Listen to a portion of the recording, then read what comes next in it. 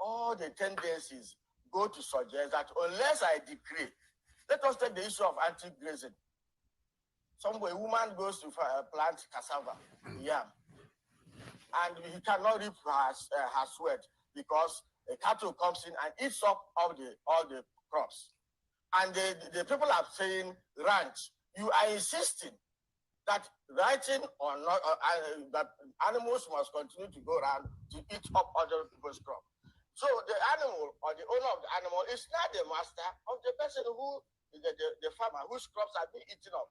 And if the person whose crops are being eaten up is dares to resist, he is arrested by DSS, police, and imprisoned. So you see, these niceties, this way of putting things so that we'll be seen as one united, until we begin to say things the way they are, see them the way they are, accept that there is complete, that injustice has become part of the national milieu, national psyche, that to be a victim of these projects is no longer going to be discussed. Until we begin to accept that, when we accept it, we do introspection, we look at it and say, okay, let us correct them. But if you continue to say nice things, oh, fairness and equity, unity is not negotiable. These are the things that are fanning the embers of disunity, agitation for separation. I tell you, no group of people genuinely want to separate and go away from this country. But they are saying that the Constitution of Nigeria is a fraud in itself. Look at let us take the fact. The VAT decree was made by the military, whereby they took away sales tax that is usually collected by local governments and made it a federal law. And they went back to say that all decrees made by the military are now acts of the National Assembly. Section 315 of the Nigerian Constitution today converted all military decrees to acts of the National Assembly. So we didn't make the laws. The National Assembly was not in place at that time, but all the draconian decrees made by the military have become imported into our constitution as product of the national acts of the National Assembly. Is that fairness? Is that equity? Nigeria is fraud. Everything about Nigeria stinks to high, like to the pit of hell, like stinks like skunk. A very criminal enterprise that, has no other country that comes even close to compare it with. It's unfortunate that we're still, dealing with this. How many years now? 55, 56 years later. What a pathetic country. To our religious extremists, go to the market now and present your Christian or Muslim identity to buy goods at a cheaper price. To our party diehards, go to the petroleum station and present your PDP or APC membership card to get fuel at 45 naira per liter. To our regional extremists, go to PHCN and tell them I'm from the north, south, east, or west, and buy tariff at a cheaper price.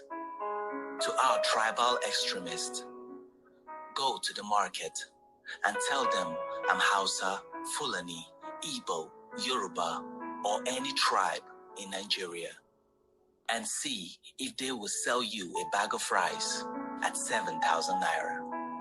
It's obvious that the politicians have learned that we are so cheap and blinded by our sentiments, and they capitalize on it to play with us and play with our future.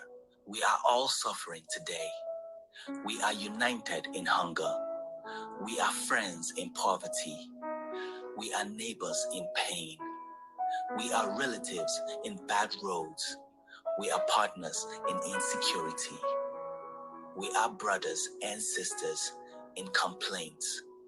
We are equal in trouble. But when it's time for election, we are divided by religion, political parties, region, tribe, section. It's time to put our differences aside. It's time we come together and do it ourselves.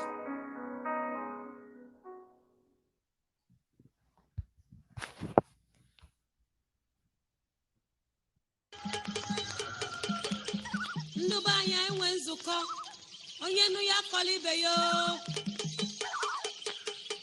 lụba anyị na-abịala Igbo kwenu Igbo kwenu kwezuonu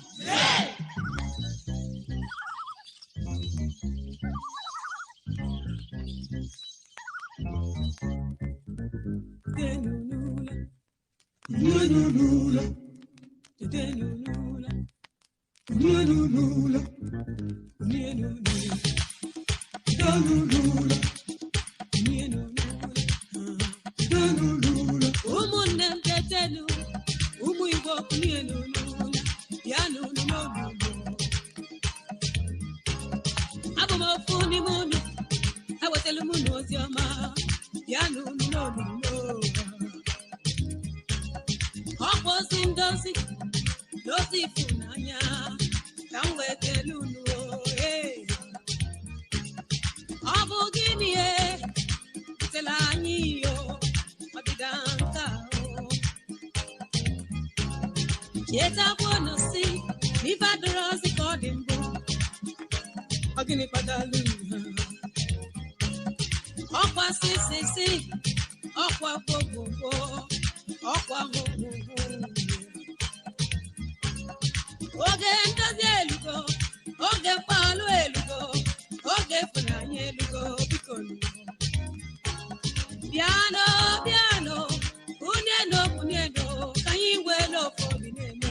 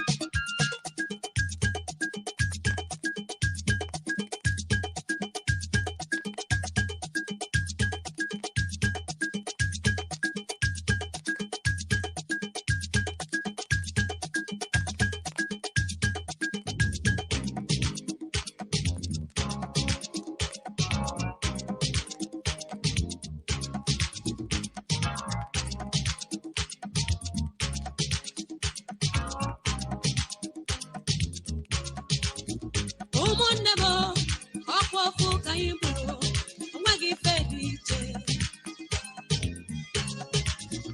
ụmụ Igbo ọkwa ofu nna na ofu nne dị anyị onweghị ife dị iche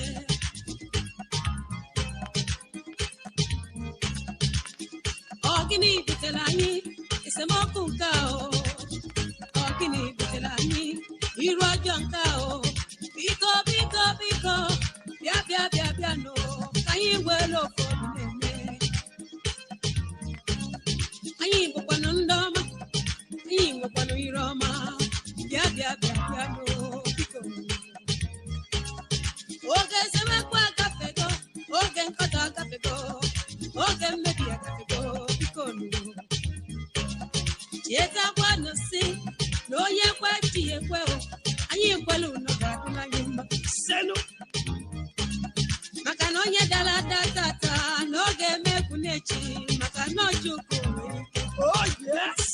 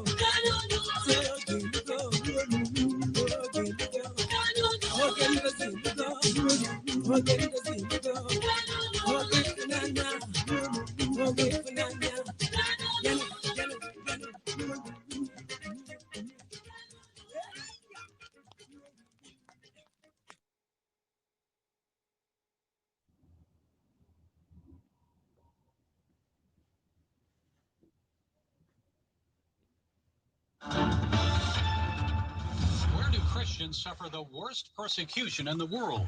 China, Iran, Somalia? International Christian Concern has just unveiled its 2021 report on the top persecutors of the year. ICC lists 3 top persecutors this year: the worst country, worst group of persecutors, and the worst individual persecuting Christians. Well, joining us to discuss this year's list and to explain about what's happening around the world is ICC President Jeff King. Jeff, it's good to talk with you again. So let's get right into it. The worst country persecuting Christians this year. Surprise, it's not North Korea. Which country is it and why? Well, yeah, you know, Kim Jong-un, North Korea, it's always going to be a top performer, right? But what we looked at was like how many Christians are being killed presently. Is it a problem that's not addressed? We chose Nigeria. It's a surprise for a lot of people. But Gary, in the last 20 years, 70, 100,000 Christians have been killed. 3 million plus Christians have had their lands, farms, homes stolen from them. And the government is part of the problem. So we chose Nigeria.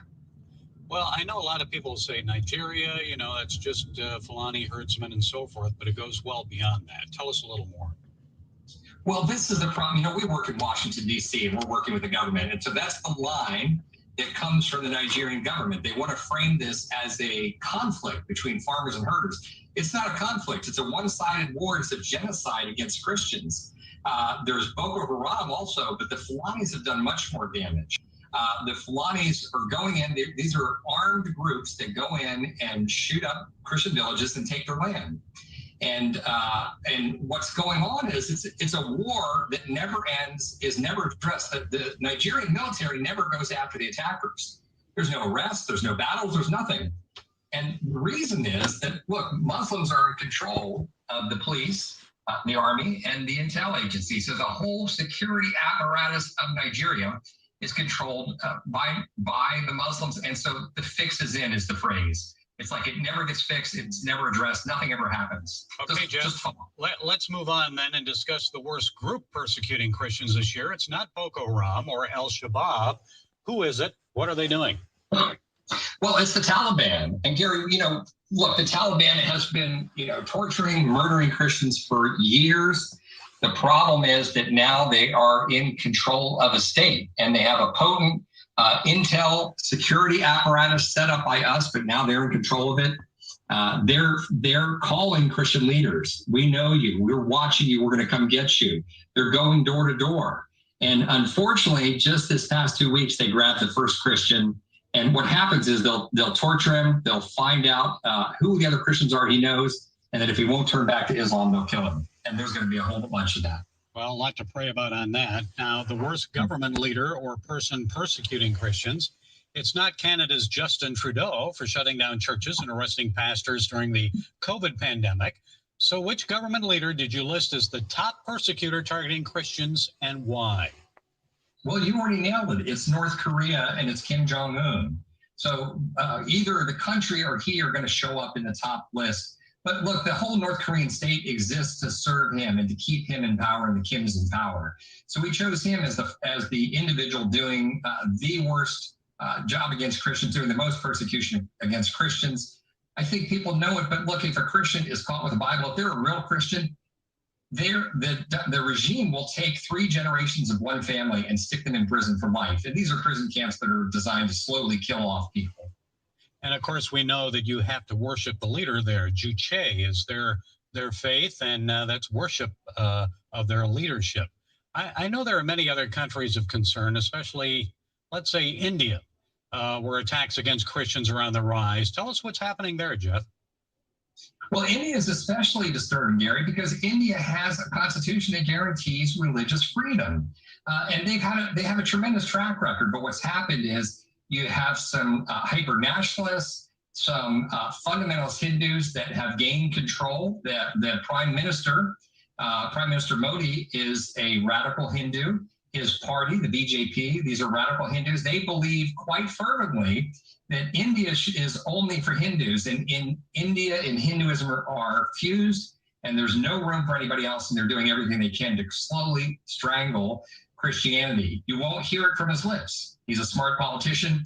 Listen to the BJP leaders, listen to his leaders in the party. You'll hear it quite clearly. They're not shy about it. And Jeff, I know China and Pakistan, those are always places of concern. And you've been to many of these countries. You've met with many persecuted believers around the world. Which country really is driving you to your knees in prayer right now? Maybe what one should we keep our eyes on? Well, I pray for Nigeria constantly. We do a lot of work with the victims there. The 3 million plus that have already lost everything. Their homes have been stolen.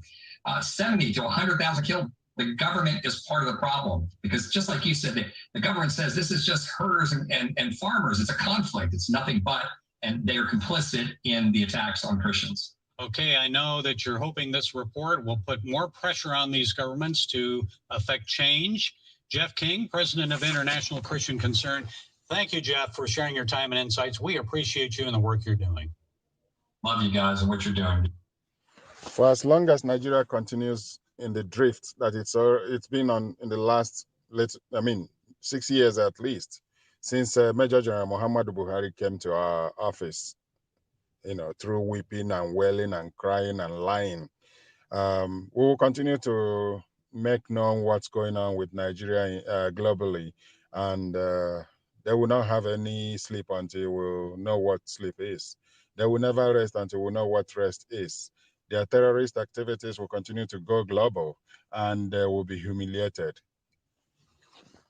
Former Minister of Foreign Affairs, Professor Bolaji Akinyemi, yesterday argued that Nigerians would be disappointed if they were expecting the United States to treat the country the same way it treats Israel. Akinyemi was speaking against the backdrop of a threat by the United States to invoke the Lahi statute against Nigeria if there are established cases of human rights violations against the military and police, as opposed to its measured silence on alleged cases of similar breaches by the Israeli government. Now, this is my take here. If the case of Nigeria is to be compared with that of Israel, and then you consider the fact that Israel is fighting for her very existence against those that would want to destroy the country and wipe it off the map. It means that internally in Nigeria, Nigerians are faced with a very dangerous system whereby those in government are the enemies of Nigerians. And they are using the instrument of state to kill Nigerians who are demanding for the right leadership, who are demanding for respect for their own lives. So how do you compare the two? Anyway, Bolaji Akinyemi continues. He said this during an interview on The Morning Show, a program monitored on Arise News Channel. This day's broadcast arm. The renowned professor of international affairs stated that the dynamics of the relationship between the United States government and those of Nigeria could not be compared. Some security experts recently described the development as a clear case of double standard, as the United States had said Nigeria risked arms embargo for alleged violation of the laws on armed conflicts in the fight against banditry, terrorism, and other forms of violence in different parts of the Federation. Speaking in an interview with CNN International after a tour of some African nations, including Nigeria recently, the U.S. Secretary of State Anthony Blinken had said that his country would apply the laws against Nigeria if the allegations were found to be credible. However, while being very critical of Nigeria, the United States was said to have vetoed over 50 United Nations Security Council UNSC resolutions critical of Israel since 1972. During the last escalation of violence between Israel and the Palestinians, the U.S. had, according to reports, stuck to same playbook, blocking a joint statement calling for an immediate ceasefire between Israel and Hamas. Several resolutions condemning violence against Palestinian protesters and the illegal Israeli settlements in the occupied West Bank were also reportedly thwarted by the U.S. Of course, we also have laws in place. The Lehi Law, for example, that makes sure that if there are units that have committed abuses, we're not going to provide equipment to those units.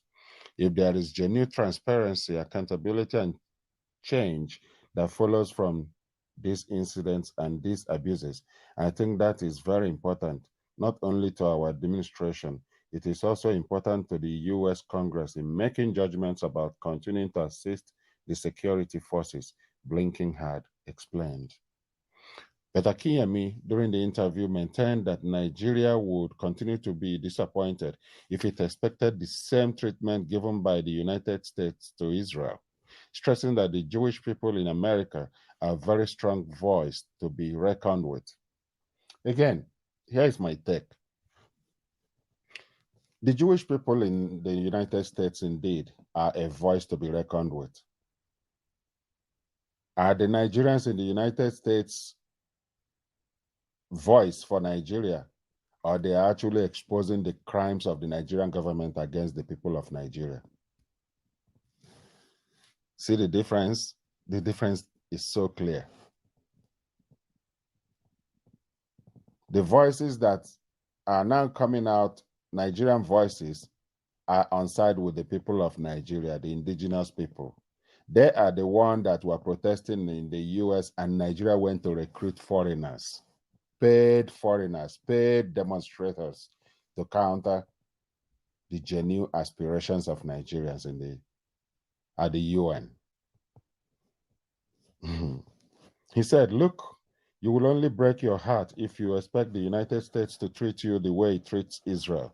This is not hate speech on my part. I know better than to do that. But Jewish voters in the United States are very, very critical to the electoral success, especially in presidential elections. And there is no presidential candidate and no administration that goes out of its way to antagonize Israel or to do anything that may be perceived by the Jewish voters as being inimical to Israeli interests. They have a powerful voice in the media, which they will be prepared to use. I wouldn't mention names, so there will be no ad hominem attacks on my part, but there are powerful voices. There is one of the global media in the United States which work for Jewish interest, public interest organizations. They won't put it out there. But if you go and look at their profile, which would have been removed, so you would think that they are neutral, whereas they are not neutral. Like hawks looking after its chicks, those voices are looking out for Israeli interests. Akinyemi argued that Israel remained one of the few countries in the world that can afford to be rude to America without serious repercussions. Reason why a former Prime Minister Benjamin Netanyahu was rude to former President Barack Obama, who was perceived as not being pro-Israel enough. So there is no basis for you to try to differentiate between American attitude to Nigeria and American attitude towards Israel. That difference is very, very clear, he explained.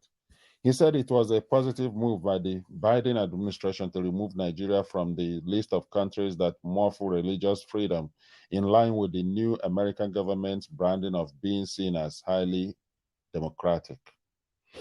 He stressed that the State Department of the United States had probably found out that the terrorists were killing both Muslims and Christians in the north, reason the country's name was removed from the list of countries of particular concern, CPC. Everybody can see that that churches, mosques, reverend fathers, students in Christian schools, as well as students in Muslim schools, are all being brutalized, he stated, but added that there's not a doubt that there were religious issues in Nigeria. What the department is probably saying is that we share equally the sufferings of the two religious groups that we have, he posited. On pledges made by the United States during the African tour, he said, "Recall what I said earlier, which is that Americans are first-class speech writers, and you've got to deconstruct what you are talking about for the real meaning of what they are saying." However, he said that Nigeria remained an important voice in Africa, stressing that despite the battery Nigeria's economy has received, the country cannot be ignored. Nigeria is self-destructive. There is no two way about it. Nigeria is a country at war against itself. Current government of Major General Muhammadu Buhari is the #1 enemy of Nigeria, because they are working overtime to set the country on fire, while thinking that they are flexing, that they are fighting to remain relevant. On the recent call by one of the conveners of Bring Back Our Girls, Aisha Yesufu, that Muhammadu Buhari should be chased out of Aso Rock. Here's Tony Nadi's reaction to that call.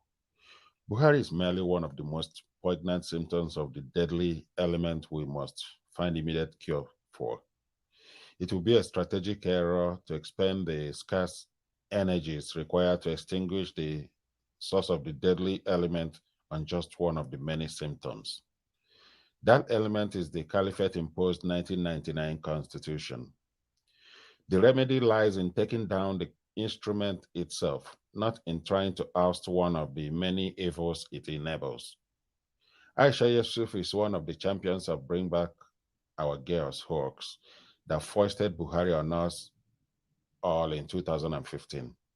She still hasn't found the discipline to learn about what the fundamental problems are with the Nigeria Union, but she is prescribing an ignorant solution that does not scratch even the surface of the problem, and the energies required to embark on that wild goose chase is the same energies required to drive the final push to and past the finish line of the proper solution.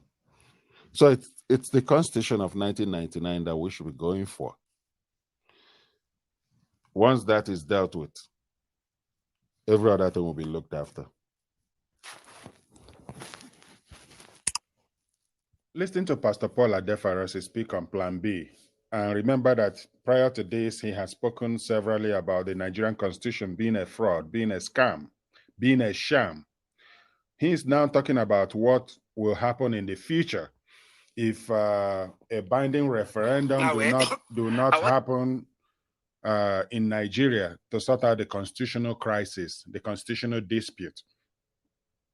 He started by speaking about Plan B. You having a Plan B, having an escape route, where to go.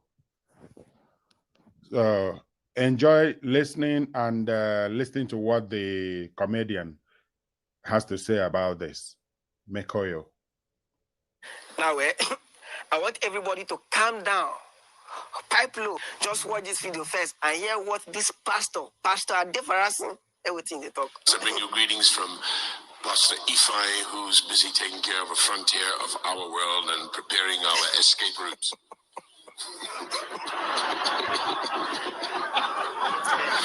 If you don't have a Plan B, I know you have faith, but I have faith too, but I have a plan B. And with technology, I can speak to you from anywhere in the world. Get yourself a plan B, whether that's an Okada to Cameroon, or a flying boat, or speedboat as we call them, to Seme-Border, or, a hole in the ground, a bunker. Get a plan B, because these people are crazy. They're nutters, the whole bunch of them.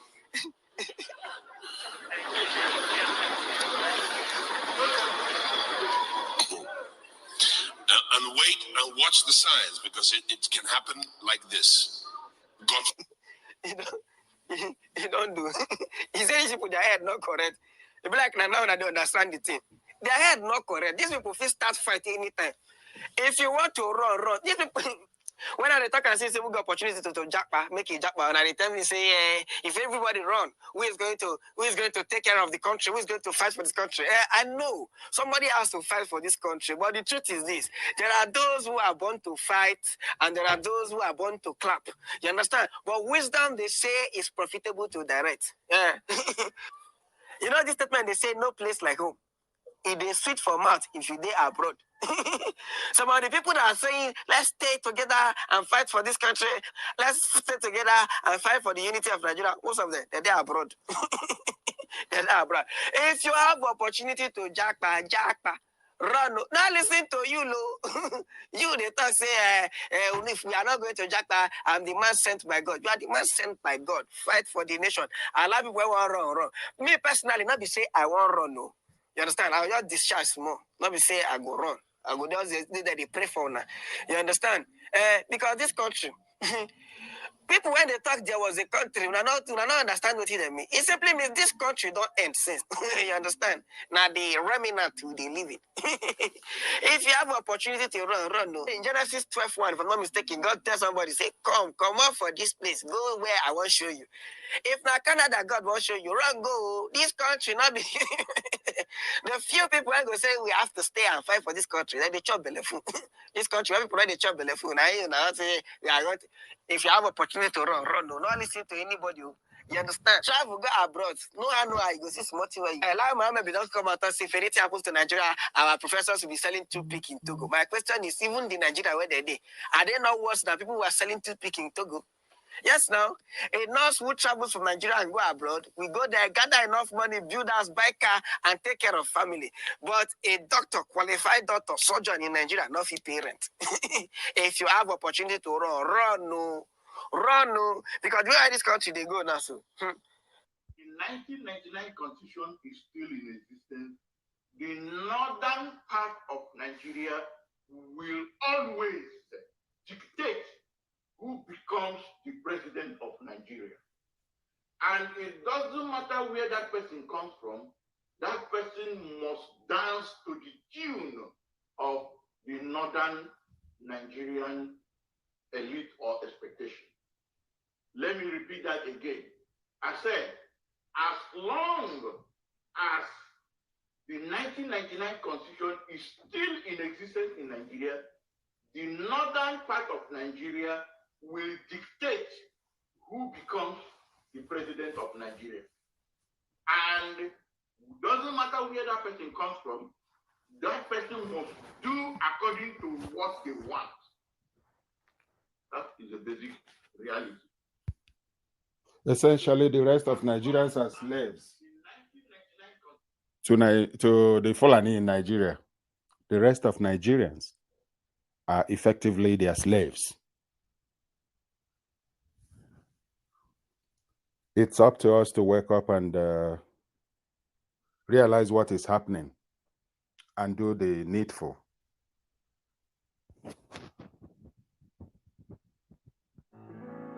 Lower Niger Radio is your station for all things about self-dissemination, nation building, and liberty. With all the challenges and insecurity in our ancestral lands, the survival of our peoples and the political arrangements they decide on is our goal. We discuss solutions. We bring you messages of hope, truth, and trust. So, tune in today. Lower Niger Radio is the voice of liberty for the ethnic nations of the South, and Southeast. We are here for the peoples of Anang, Bini, Isan, Efik, Ibibio, Igbo, Ishekiri, Icho, Igede, Kalabari, Obolo, Ogoja, Ogoni, Okrika, Urubo, and all the others. Lower Niger Radio, your voice of liberty.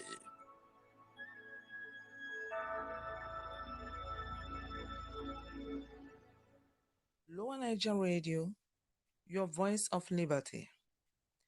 The voice of the peoples in the Lower Niger Territory.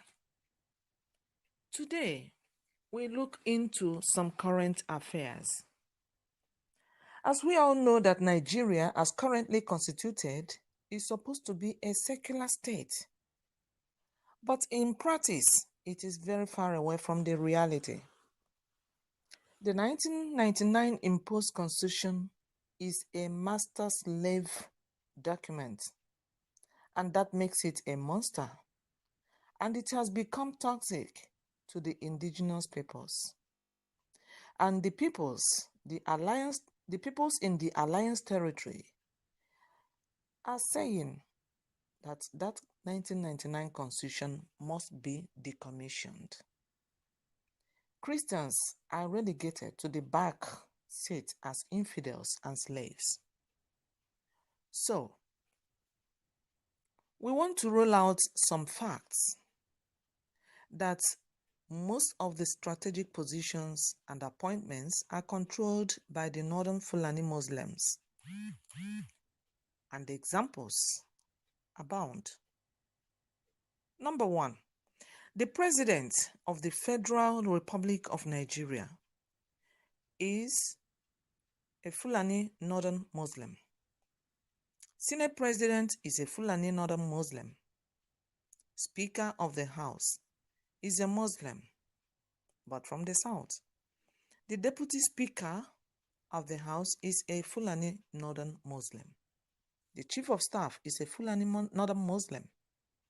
Secretary to the Government of Federation is a Northern man. The INEC Chairman is a Fulani Northern Muslim. The Chief Justice of Nigeria is a Sharia lawyer, a Fulani Northern Muslim. The President, Court of Appeal, is a Fulani Northern Muslim. EFCC Chairman is a Fulani Northern Muslim. President, Federal High Court, is a Fulani Northern Muslim. National Security Advisor is a Fulani Northern Muslim. The Chief of Army Staff is a Fulani Northern Muslim. The Chief of Air Staff is a Fulani Northern Muslim. The Chief of Staff is a Northern Muslim. The Comptroller General of Customs is a Fulani Northern Muslim. The Defense Minister is a Fulani Northern Muslim. Managing Director, Nigerian Ports Authority, is a Fulani Northern Muslim. The Managing Director, NDIC, is a Fulani Northern Muslim. The Controller General Immigration, Fulani Northern Muslim. The Controller, Nigerian Correctional Center, Prisons, is a Fulani Northern Muslim. The Controller, Fire Service, is a Fulani Northern Muslim. The Director General, NYSC, is a Fulani Northern Muslim.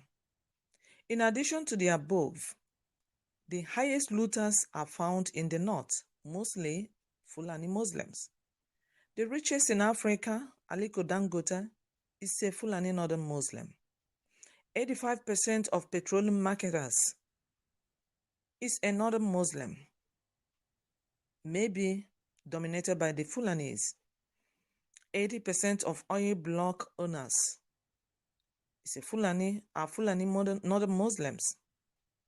99% of Almajiris are in the north, mostly the Fulanis. Highest rate of girl-child marriage are in the north and practiced mostly by the Fulani Muslims. The fourth world most deadliest terror group is the Fulani herdsmen, Fulani jihadists in the north. Boko Haram is a terrorist group controlled by the Fulani Northern Muslim. They are killing Christians and moderate Muslims in the north. Fulani herdsmen and Fulani militia are terrorizing farmers and Christians, mainly in the north and in the Middle Belt and South. 90% of Nigeria's past presidents and heads of states are Fulani Northern Muslim. Nigeria membership of OIC was arranged by the Fulani Northern Muslim.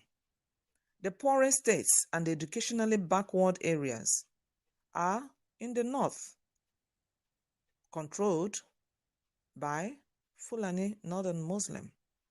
Fulani are culturally nomads. 2023 general elections is another game they plan to play against the South and Middle Belt regions of Nigeria, otherwise known as NINAS, the Nigeria Indigenous Nationalities Alliance for Self-Determination. They urge you to obtain PVC plastic cards while they hold all the money and AK-47 and AK-49 to control your lives, assets, and sovereignties once you vote them in.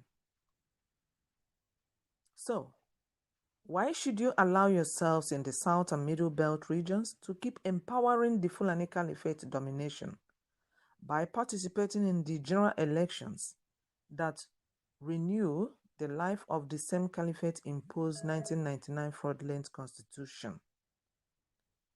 This is a big problem that needs an urgent solution.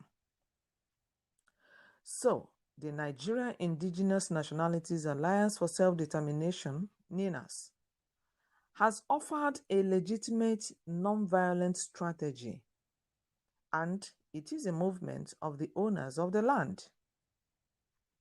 You in the Middle Belt, you in the Southwest, and you in the Lower Niger territories are urged to join NINAS movement today and exercise your inalienable right to self-determination.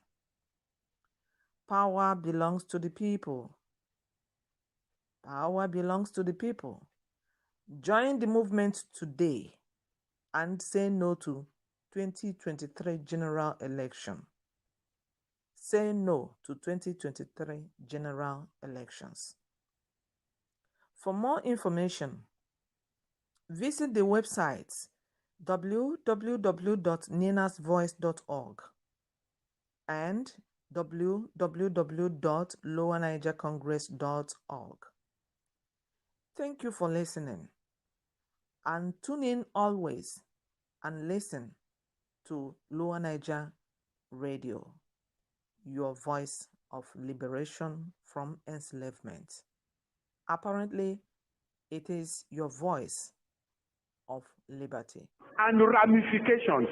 Now, Nigeria is a member nation. All non-Muslim religions, such religions shall include Christianity. The word Christianity in the communique was underlined. To ensure only Muslims are elected to all political posts of member nations, to ensure the appointment of only Muslims into strategic national and international posts of member nations, to ensure the ultimate replacement of all Western forms of legal and judicial systems with the Sharia, then to make sure that this strategy works, because it's going to require money. Babangida, as the first appointed president of Nigeria, put his hand into the treasury of Nigeria, took $21 billion out and gave it to OIC, to the Islamic Development Fund of OIC, and said, take this money for the total, I'm quoting, for the total Islamization of Nigeria in particular and Africa in general.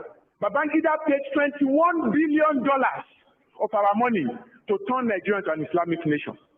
And they have started. Boko Haram, don't look at it as something that is isolated to the northeast.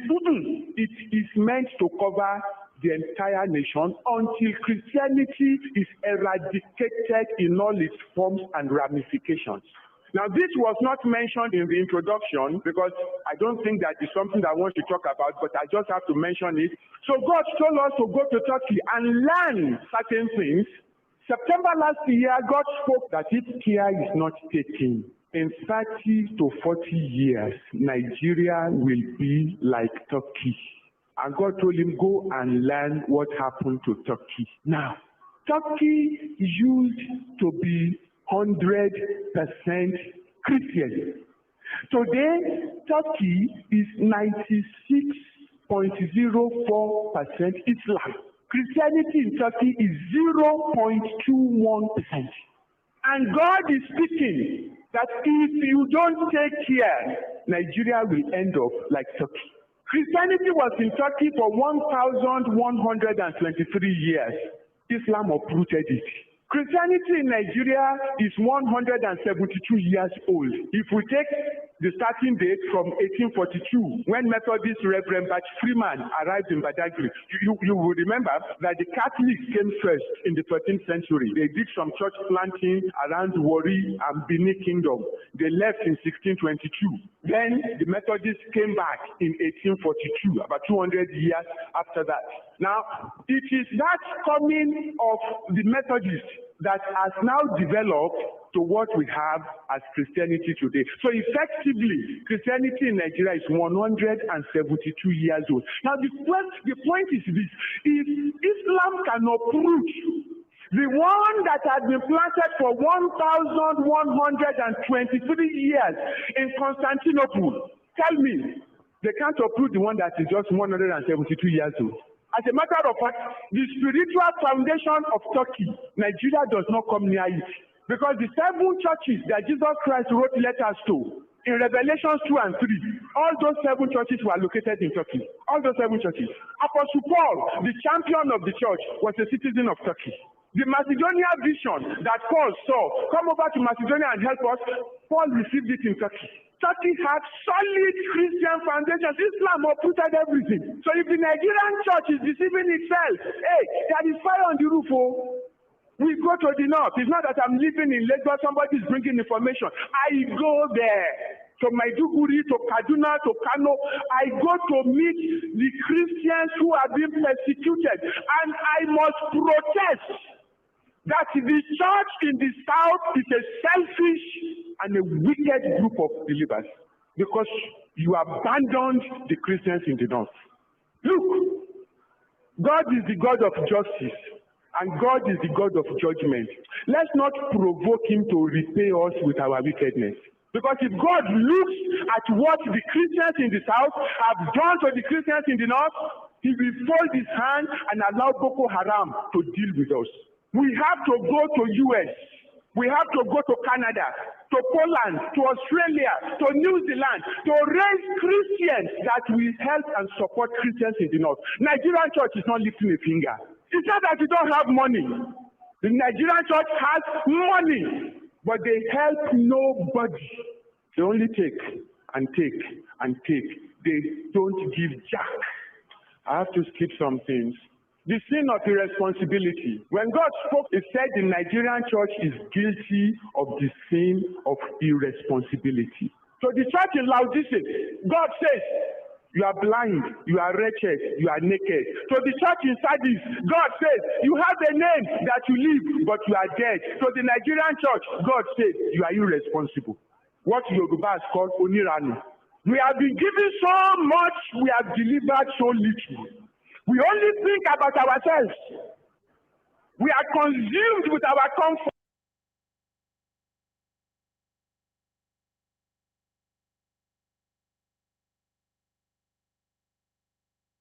Time when incited mobs threw stones into the windows of innocent shop owners, and women and children were cruelly humiliated in the open, Dietrich Bonhoeffer, a young pastor, began to speak publicly against the atrocities that the regime had produced. Christians of Lower Niger Territory, Middle Belt, and Oduduwa nations need to pay attention, especially the pastors, the teachers, the evangelists, the prophets, the seers, the interpreters of the scriptures, the prayer warriors, the dreamers, the visioners, they need to pay attention to the story of Bonhoeffer and how he stood up with his people in their period of persecution. He did not preach then that all government was ordained by God and of God, and so people must be submissive to them. God bless you as you listen to all these things and act on them, because a lot is riding on all this. A lot is riding on them. It's not for nothing. Muslim extremists are It's accused not of for nothing. waging a campaign of ethnic cleansing. After years of trying to change people's minds, Dietrich Bonhoeffer came home one evening and his own father had to tell him that two men were waiting in his room to take him away. In prison, Bonhoeffer began to reflect on how his country of poets and thinkers had turned into a collective of cowards, crooks, and criminals. Eventually, he concluded that the root of the problem was not malice, but stupidity.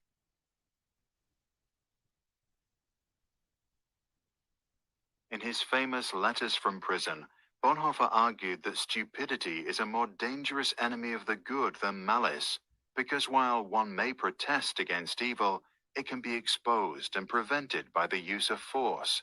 Against stupidity, we are defenseless. Neither protests nor the use of force accomplish anything here. Reasons fall on deaf ears. If you allow Facts yourself that to be contradict brainwashed, a you become stupid person's stupid. prejudgment simply need not be believed, and when they are irrefutable, they are just pushed aside as inconsequential, as incidental. In all this, the stupid person is self-satisfied and, being easily irritated, becomes dangerous by going on the attack. That's the For act that of the reason, brainwash. greater caution is called for when dealing with a stupid person than with a malicious one. If we want to know how to get the better of stupidity, we must seek to understand its nature. This much is certain. Stupidity is, in essence, not an intellectual defect, but a moral one. There are human beings who are remarkably agile intellectually, yet stupid, and others who are intellectually dull, yet anything but stupid. The impression one gains is not so much that stupidity is a congenital defect, but that under certain circumstances, people are made stupid, or rather, they allow this to happen to them. People who live in solitude manifest this defect less frequently than individuals in groups, and so it would seem that stupidity is perhaps less a psychological than a sociological problem. It becomes apparent that every strong upsurge of power, be it of a political or religious nature, infects a large part of humankind with stupidity, almost as if this is a sociological psychological law, where the power of the one needs the stupidity of the other. The process at work here is not that particular human capacities such as intellect suddenly fail. Instead, it seems that under the overwhelming impact of a rising power, humans are deprived of their inner independence and, more or less consciously, give up an autonomous position. The fact that the stupid person is often stubborn must not blind us from the fact that he is not independent. In conversation with him, one virtually feels that one is dealing not at all with him as a person, but with slogans, catchwords, and the like that have taken possession of him. He is under a spell, blinded, misused, and is abused in his very being. Having thus become a mindless tool, the stupid person will also be capable of any evil, incapable of seeing that it is evil. Only an act of liberation, not instruction, can overcome stupidity. Here, we must come to terms with the fact that in most cases, a genuine internal liberation becomes possible only when external liberation has preceded it. Until then, we must abandon all attempts to convince the stupid person. Bonhoeffer died due to his involvement in a plot against Adolf Hitler at dawn on the 9th of April 1945 at Flossenburg concentration camp, just 2 weeks before soldiers from the United States liberated the camp. Action springs not from thought, but from a readiness for responsibility. The ultimate test of a moral society is the kind of world that it leaves to its children, Bonhoeffer once said. Check the description below to read Bonhoeffer's original text, After 10 Years. For more information about Bonhoeffer or to download this video without background music, go to sproutschools.com. The Bible in Romans chapter 6, verse 16 says, "Don't you know that when you offer yourself to someone as obedient slaves, you are slaves of that one you obey?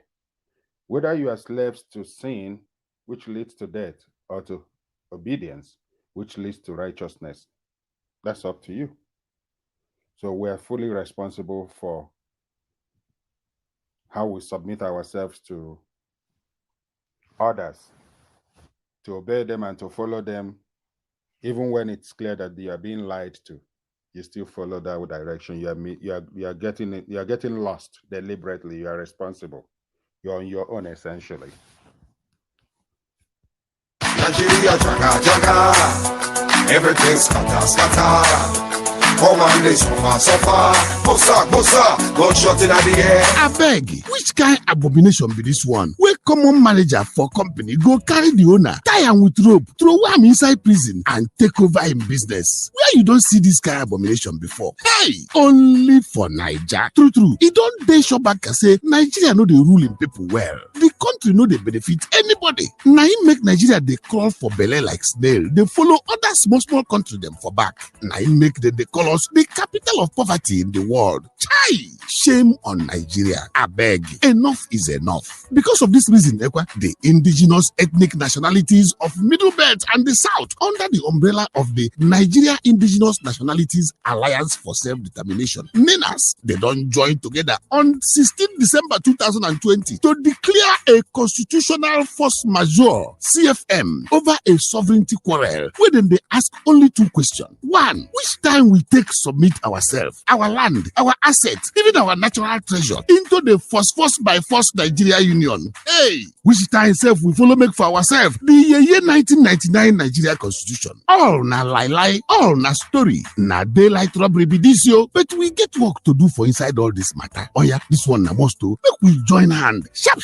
now with the Nigeria Indigenous Nationalities Alliance for Self-Determination, NINAS. Now then won't tear down that fraudulent lie 1999 Constitution so that we can forward march and start a new beginning for everybody. I beg, make we join together to sign that petition where we title End Apartheid Nigeria by restoring the self-determination rights of ethnic nationalities. It is for all media platform of Daughters of Truth, BVI Channel 1, Heritage TV UK, and www.freedomfromnigeria.com. If you sign this petition, say you don't follow more than 20 million signature them where we collect for take show the United Nations. Remember say, now only us fit free ourselves from the oppression, repression, marginalization, and subjugation which the Nigerian country don't carry jamming own people for head. Come on, this suffer. Bossa, gunshot in the air. Now the Voice of Liberty International bring on this story. Corruption called Nigeria that must be tackled urgently. Everyone knows that Nigeria, as experimentally constituted in 1914 by the British colonial masters, has evolved into a full basket of problems, wars, miseries, and controversies for the indigenous peoples, who are mesmerized, confused, brutalized, and outrightly denied human rights on a daily basis. Nigeria is suffocating everyone in Nigeria. Children, youths, men and women, families are directly and indirectly affected. At the entrance gate of a university in South Africa, an inscription reads, "Destroying any nation or country does not require the use of atomic bombs or the use of a long-range missile. It only requires lowering the quality of education and allowing cheating in the examinations by students. The consequence is patients die at the hands of such doctors, buildings collapse at the hands of such engineers, money is lost at the hands of such economists and accountants. Humanity dies at the hands of such religious scholars. Justice is lost at the hands of such judges. So, the collapse of education is the complete collapse of a nation or a country. Nigeria, as a divergent ethnic nationalities forced to be in one political union, the center no longer have the capacity to hold together democratically, such as plastic union. So, because of this simple but complex reason, nation building is quite impossible in Nigeria.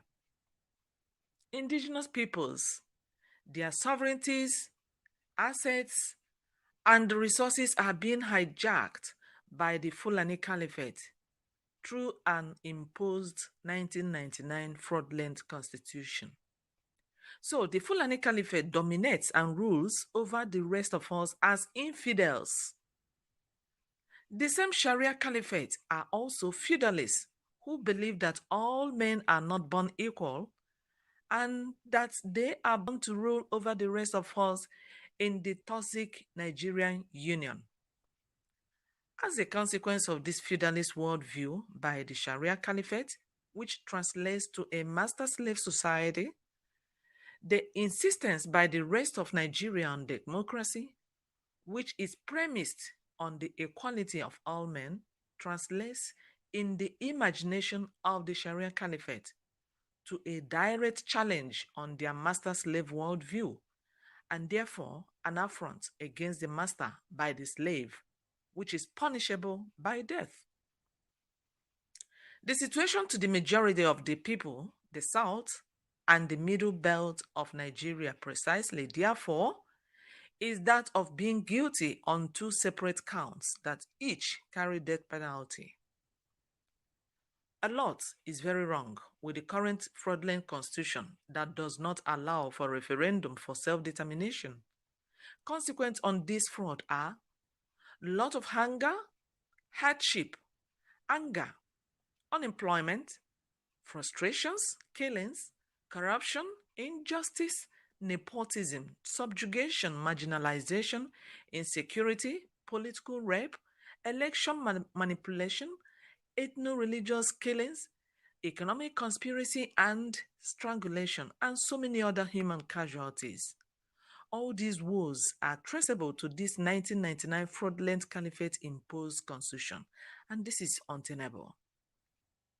Another blindfolding ploy by the caliphate is to use a political game against the gullible politicians from the alliance territory of South and Middle Belt to go into elections in 2023. Some political actors from the alliance territories do not seem to sense the danger ahead by thinking that a slot for Southern presidency will solve the hydra-headed problems in Nigeria. The problem of Nigeria can be solved by a president coming from Southeast or Southwest or wherever. Ninas is saying that all political parties should close shops. All political parties should close shops. And all politicians should retreat and surrender to the will of the peoples. All politicians should retreat and surrender to the will of the peoples. And they should be among the movement.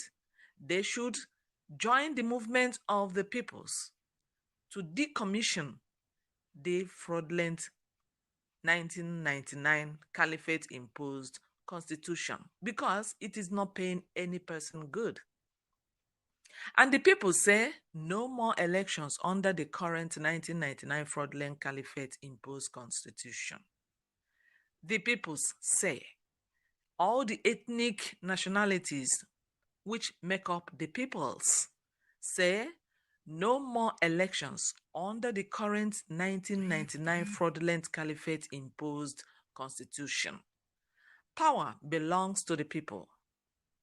Power belongs to the people. For more information and to learn more, visit the websites www.ninasvoice.org, www.ninasvoice.org, and the other one is www.lowernigercongress.org, www.lowernigercongress.org. Thank you for listening. Stay tuned in the Lower Niger Radio always and get more information, get more enlightened, and get more educated. Thank you. God bless you. Muslim extremists are accused of waging a campaign of ethnic cleansing against Christians in Nigeria. One America's Neil McCabe has more from Washington. National security expert Frank Gaffney told One American News that all over the world, people are targeted because they choose to follow Jesus Christ. But right now in Nigeria, it has become a slaughter. Nigeria is in the midst of an incipient civil war in which both indigenous forces, some from far removed, who have in common what I call Sharia supremacism, are engaged in a ethno-religious cleansing of Nigeria. Gaffney said the ethno-religious attacks on Christians had many layers. One is geography, with the country's heavily Muslim northern states officially governed by Sharia law. It is also in the north where terrorist groups where Boko Haram and West African ISIS operate freely. Then there is also the local anti-Christian militia called Husa Fulani. Roughly half of Nigeria's 200 million people are Christian, but they are clustered in the center of the country and along the Atlantic coastline. These Christian regions are also where the oil and natural resources are located, meaning that the anti-Christian jihad is fueled by a quest to seize these riches. Gaffney said the humanitarian crisis for Christians can no longer be ignored. The trouble with this scenario is not only the bloodletting of innocent people simply because they follow Jesus Christ, but large numbers of those people will be fleeing the resultant mayhem. The graduate of Georgetown's Foreign Service School said, the ongoing destruction of Nigerian Christians will go down as one of the worst genocides in history. We're witnessing a persecution of Christians on a scale that makes what Pol Pot and Hitler and Stalin and Mao did in their day combined pale by comparison. The human rights watchdog Open Doors USA ranked Nigeria as the 12th most hostile to Christians in their 2018 report. There was, quote, a seemingly constant violence, unquote, against Christians that so far this year has already cost hundreds of lives. Neil W. McCabe, One American News, Washington. Want to see more? This killing is ongoing and it's continuing. Unfortunately, the world press is not keen in or paying attention to what's going on in Nigeria. There's a targeted genocide in Nigeria that is being supervised by the current government of Muhammadu Buhari. And there is a sheikh in the north, Ahmed Gumi. He was trained in Saudi Arabia. And he is fraternizing with terrorists who are killing people and kidnapping students. In fact, he gives them money. And he's now planning to open up a school, or if maybe he's probably opened the school up already to accommodate the same terrorists. So terrorism is an official business in Nigeria. While Boko Haram is doing what they are doing, ISWAP, ISIS is coming in. Nigeria's own government-owned and operated terrorist group, Fulani, Miyetti Allah. Fulani herdsmen terrorists, owned and operated by Miyetti Allah and the government. They are going across the country to kill and destroy the people and make the country an ungovernable place. And the government is behind them, defending them, protecting them, not laying hand on them, not arresting them. In fact, they go after those people that tries to stop the Fulani terrorists like Sunday Boho. This is the way Nigeria is structured now, and that's why multi-regional binding referendum is unavoidable. That's the most peaceful way to get Nigeria sorted out of all this nonsense. Brief introduction of our Lower Niger Radio. Lower Niger Radio is the initiative of a few individuals who saw the necessity of enlightening and educating our peoples in the Lower Niger Territory on the urgent need to be part of this liberation project of all the ethnic nationalities that are entrapped in the union of death Nigeria has become for them. Following the events happening in Nigeria today and always, I am sure nobody is happy with Nigeria as currently constituted. However, the owners of their respective ancestral lands in the South and Middle Belt formed a strong alliance for the single purpose of self-determination. This alliance is called NINAS, the Nigeria Indigenous Nationalities Alliance for Self-Determination, which declared a constitutional force majeure, CFM, on the 16th of December 2020. NINAS has 3 blocks, the Lower Niger, the Yoruba, and the Middle Belt blocks. NINAS cannot be pensioned without connecting it to the Lower Niger Congress. So, seeing and recognizing the enormous good work the Lower Niger Congress had been doing all these years, these few individuals formed a media team to help the Lower Niger Congress bring these messages of hope, trust, and truth to all our peoples in our homeland. These peoples include Anang, Ibibio, Efik, Ishan, Ijaw, Idoma, Igbo, Kalabari, Bini, Itshekiri, Urobo, Obolo, Ogoni, Ogoja, Ugep, and so many others. Join us today and be part of the People's Revolutionary Movement for total freedom from the oppressive and brutal caliphate-imposed document called 1999 Fraudulent Constitution. Power belongs to the people. Lower Niger Radio is your voice of liberation. This is protesting for Nigeria.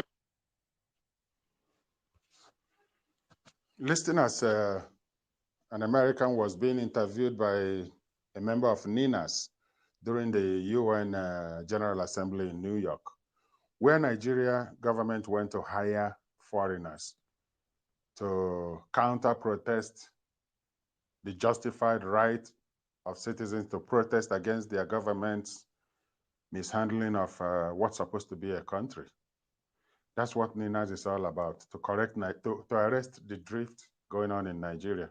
Nigeria, instead of listening or doing the right thing, went to hire foreigners, paid them to come and counter what was going on.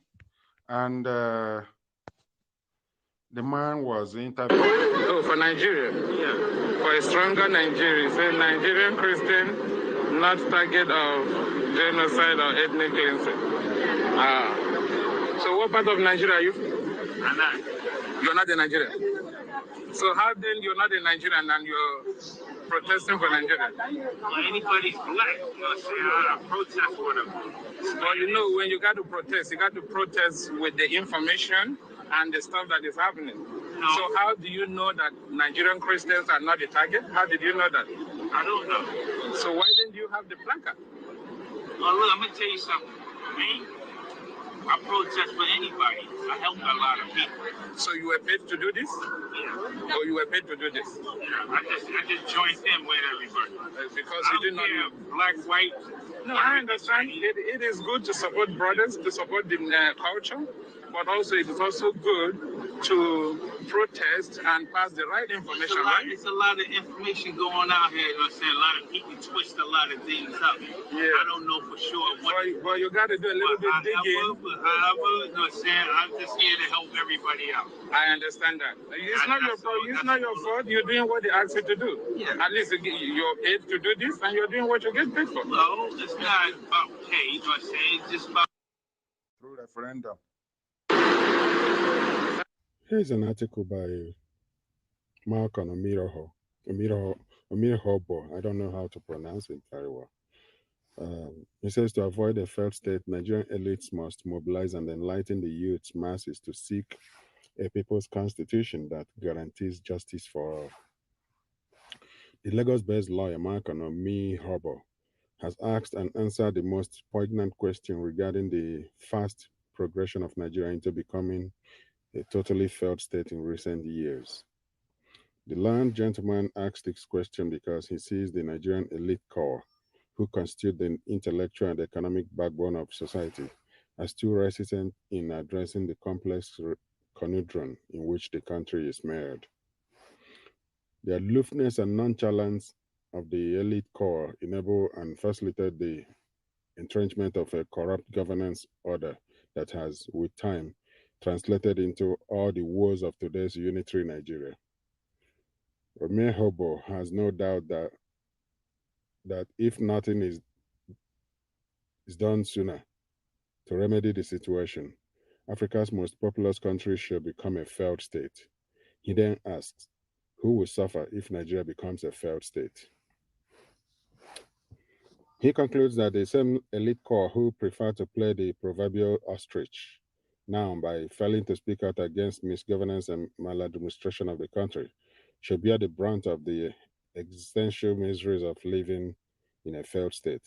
The inequality that is driven by crass opportunism, greed, and narcissistic instincts hardly have the time to stop and reflect on anything that can interfere with the ongoing feeding frenzy at the center. The elite corps are perceived by society's underdogs as active collaborators, and thus the main beneficiaries of the oppressors ruling over everything at the very top. In a failed state, those who wield power now shall be able to devise the means to protect themselves and their immediate cronies. The elite class, comprising professionals, technocrats, administrators, and the merchant class, is left to its own means after all the institutions of governance collapsed nationwide. Chief Onomi Hobo spoke plainly as he painstakingly details the travails awaiting the Nigerian elite in a failed state. For the underclass, the writer quipped, "He that is low needs fear no fall. He that is low needs fear no fall, or he that is down needs fear no fall." The early middle class shall experience the most trauma if Nigeria becomes a failed state today. Common sense would compel a critical mass of the country's elite corps to become more attentive and proactive on matters pertaining to national governance, in particular, and the political economy. I'll go over that again. Common sense would compel a critical mass of the country's elite corps to become more attentive and proactive on matters pertaining to national governance, in particular, and the political economy in general. But as we already know too well, common sense is not a common commodity, particularly in Nigeria. To read Malcolm Omiroho's article in full, go to the LNC USA website homepage and scroll toward the bottom. This brief was prepared by Dr. Okenwa Nwosu.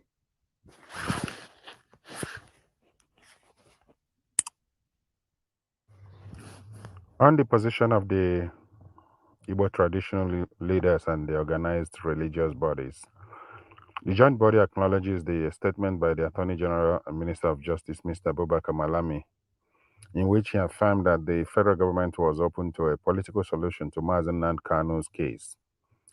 This statement is in line with the proposal earlier made by this joint body and other well-meaning persons and groups in Nigeria.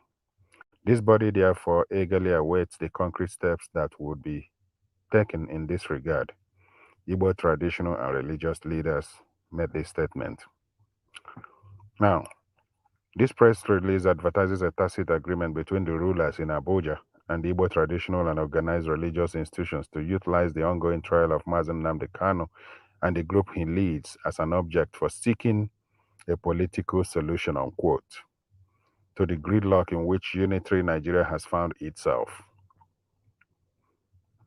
Agreeing to a political solution with a personality and agenda that are nebulous and often controversial is as good as agreeing to nothing when the chips are down. This press release is nonetheless a tacit acceptance that the ongoing trial of the IPOB leader and all the drama associated with it are expected to come to naught unless a political deal can be worked out to negotiate the so-called political solution sooner than later.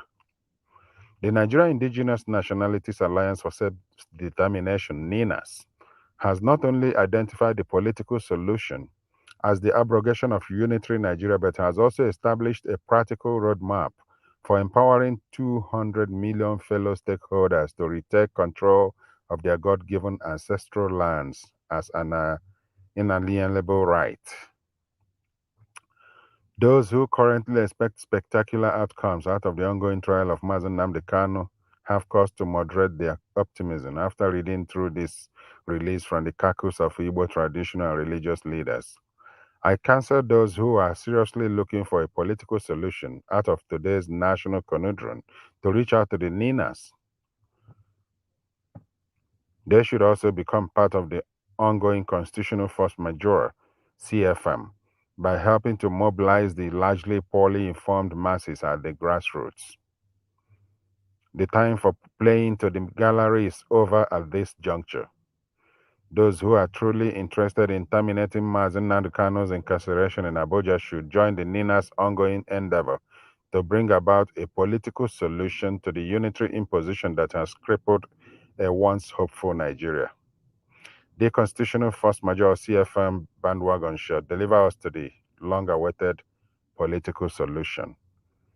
This was written by Dr. Okenwawos, the head of LNC US.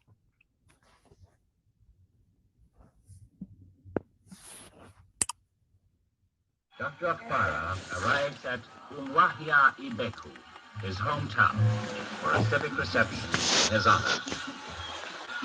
He's accompanied as usual by his wife, Mrs. Adama Okpara.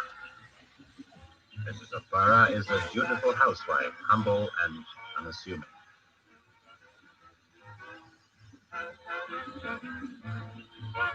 Prayer before the reception.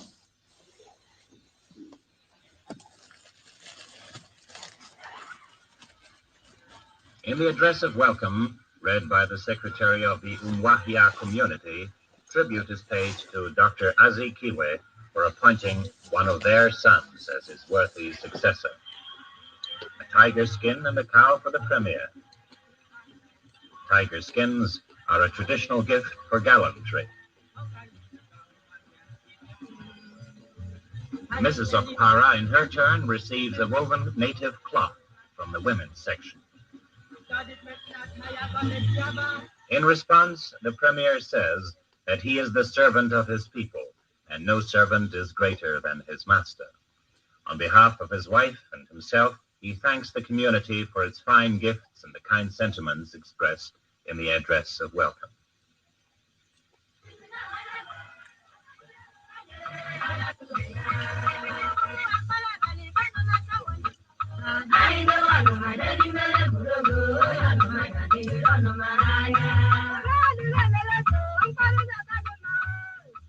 A Bende traditional war dance. The Bende are a warlike people with a long history of victories over their enemies in days gone by. What joy and comfort for the premier to be able to turn from official cares and worries to the parents who laid the foundations of his career. The premier ends his first official tour by attending Students' Day at the Uzwakoli Methodist College, his alma mater. He has a reunion with former colleagues and makes new friends. Eastern Nigeria, side by side with the other members of the Federation, is forging ahead. Its young premier, Dr. Michael Okpara, pursues a policy based on the philosophy of live and let live and a decent life for all. The people of Eastern Nigeria respond wholeheartedly also to his appeals for agrarian evolution. Farming has become the order of the day in the eastern region, and communities are voluntarily offering land for the farm settlements proposed by Dr. Okpara's government, bringing hope for a better life, not through mere slogans, but through deeds, and building up agriculture as the only solid basis for true development. Like her premier, Eastern Nigeria is young, progressive, and open to the world.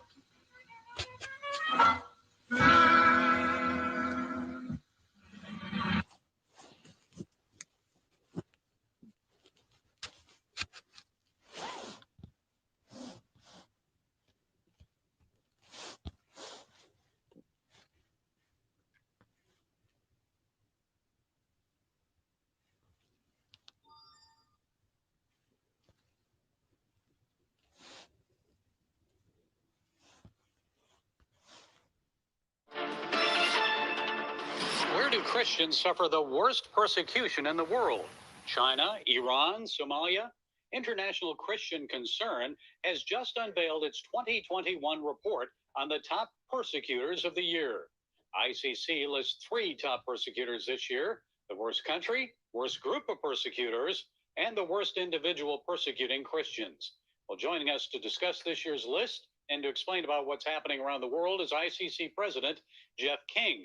Jeff, it's good to talk with you again. So let's get right into it. The worst country persecuting Christians this year. Surprise, it's not North Korea. Which country is it and why? Well, yeah, Kim Jong-un, North Korea, it's always going to be a top performer, right? But what we looked at was like how many Christians are being killed presently. Is it a problem that's not addressed? We chose Nigeria. It's a surprise for a lot of people. But Gary, in the last 20 years, 100,000 Christians have been killed. 3 million plus Christians have had their lands, farms, homes stolen from them. And the government is part of the problem. So we chose Nigeria. Well, I know a lot of people say Nigeria, that's just Fulani herdsmen and so forth, but it goes well beyond that. Tell us a little more. Well, this is the problem. We work in Washington, D.C., and we're working with the government. And so that's the line that comes from the Nigerian government. They want to frame this as a conflict between farmers and herders.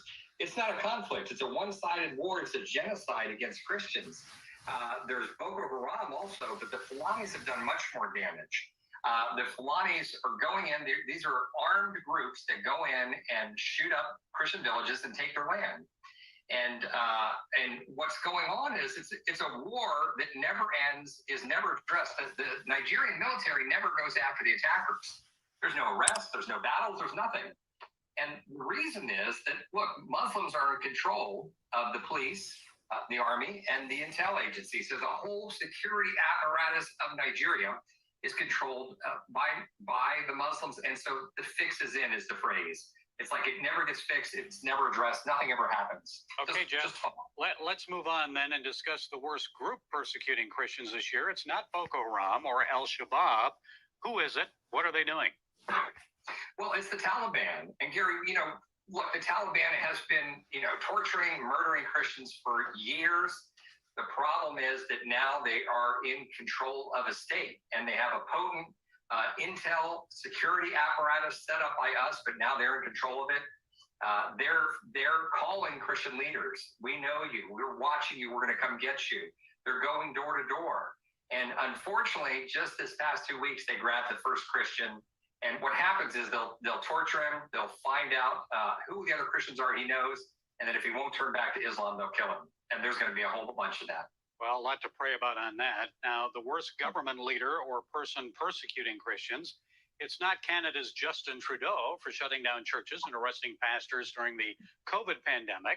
So which government leader did you list as the top persecutor targeting Christians and why? Well, you already nailed it. It's North Korea and it's Kim Jong-un. So either the country or he are going to show up in the top list. But look, the whole North Korean state exists to serve him and to keep him in power and the Kims in power. So we chose him as the individual doing the worst job against Christians, doing the most persecution against Christians.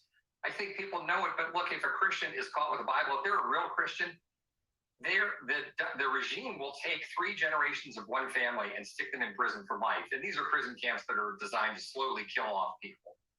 And of course, we know that you have to worship the leader there. Juche is their faith, and that's worship of their leadership. I know there are many other countries of concern, especially, let's say, India, where attacks against Christians are on the rise. Tell us what's happening there, Jeff. Well, India is especially disturbing, Gary, because India has a constitution that guarantees religious freedom, and they have a tremendous track record. But what's happened is you have some hyper nationalists, some fundamentalist Hindus that have gained control. The Prime Minister Modi, is a radical Hindu. His party, the BJP, these are radical Hindus. They believe quite fervently that India is only for Hindus, and in India and Hinduism are fused, and there's no room for anybody else, and they're doing everything they can to slowly strangle Christianity. You won't hear it from his lips. He's a smart politician. Listen to the BJP leaders, listen to his leaders in the party. You'll hear it quite clearly. They're not shy about it. And Jeff, I know China and Pakistan, those are always places of concern. And you've been to many of these countries. You've met with many persecuted believers around the world. Which country really is driving you to your knees in prayer right now? Maybe what one should we keep our eyes on? Well, I pray for Nigeria constantly. We do a lot of work with the victims there. The 3 million plus that have already lost everything. Their homes have been stolen. 70 to 100,000 killed. The government is part of the problem, because just like you said, the government says this is just herders and farmers. It's a conflict. It's nothing but, and they are complicit in the attacks on Christians. Okay, I know that you're hoping this report will put more pressure on these governments to affect change. Jeff King, president of International Christian Concern. Thank you, Jeff, for sharing your time and insights. We appreciate you and the work you're doing. Love you guys and what you're doing, Gary. Thank you so much. God bless. What can you say about the recent increase in the electricity tariff? Electricity tariff, it is appalling. That is the reason why I have been in a companions lacuna. Wow. Not a recapitulation. But let me tell you this, that it is Leka and Pongwatidos, that in a Lekotla, in an Imbisu, Flakidos, and innovative matters, we are excogitatedly ruminated.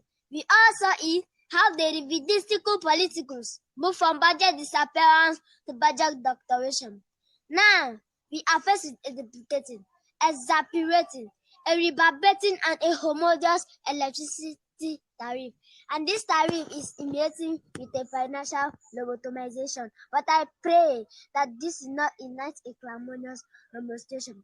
Now, come to think of it, how dare they deplete the citizens of the ossiferous and vociferous modus vivendi? Enough of this vilification and solecism. This is execrably pugnacious, pestilential, and attenuating.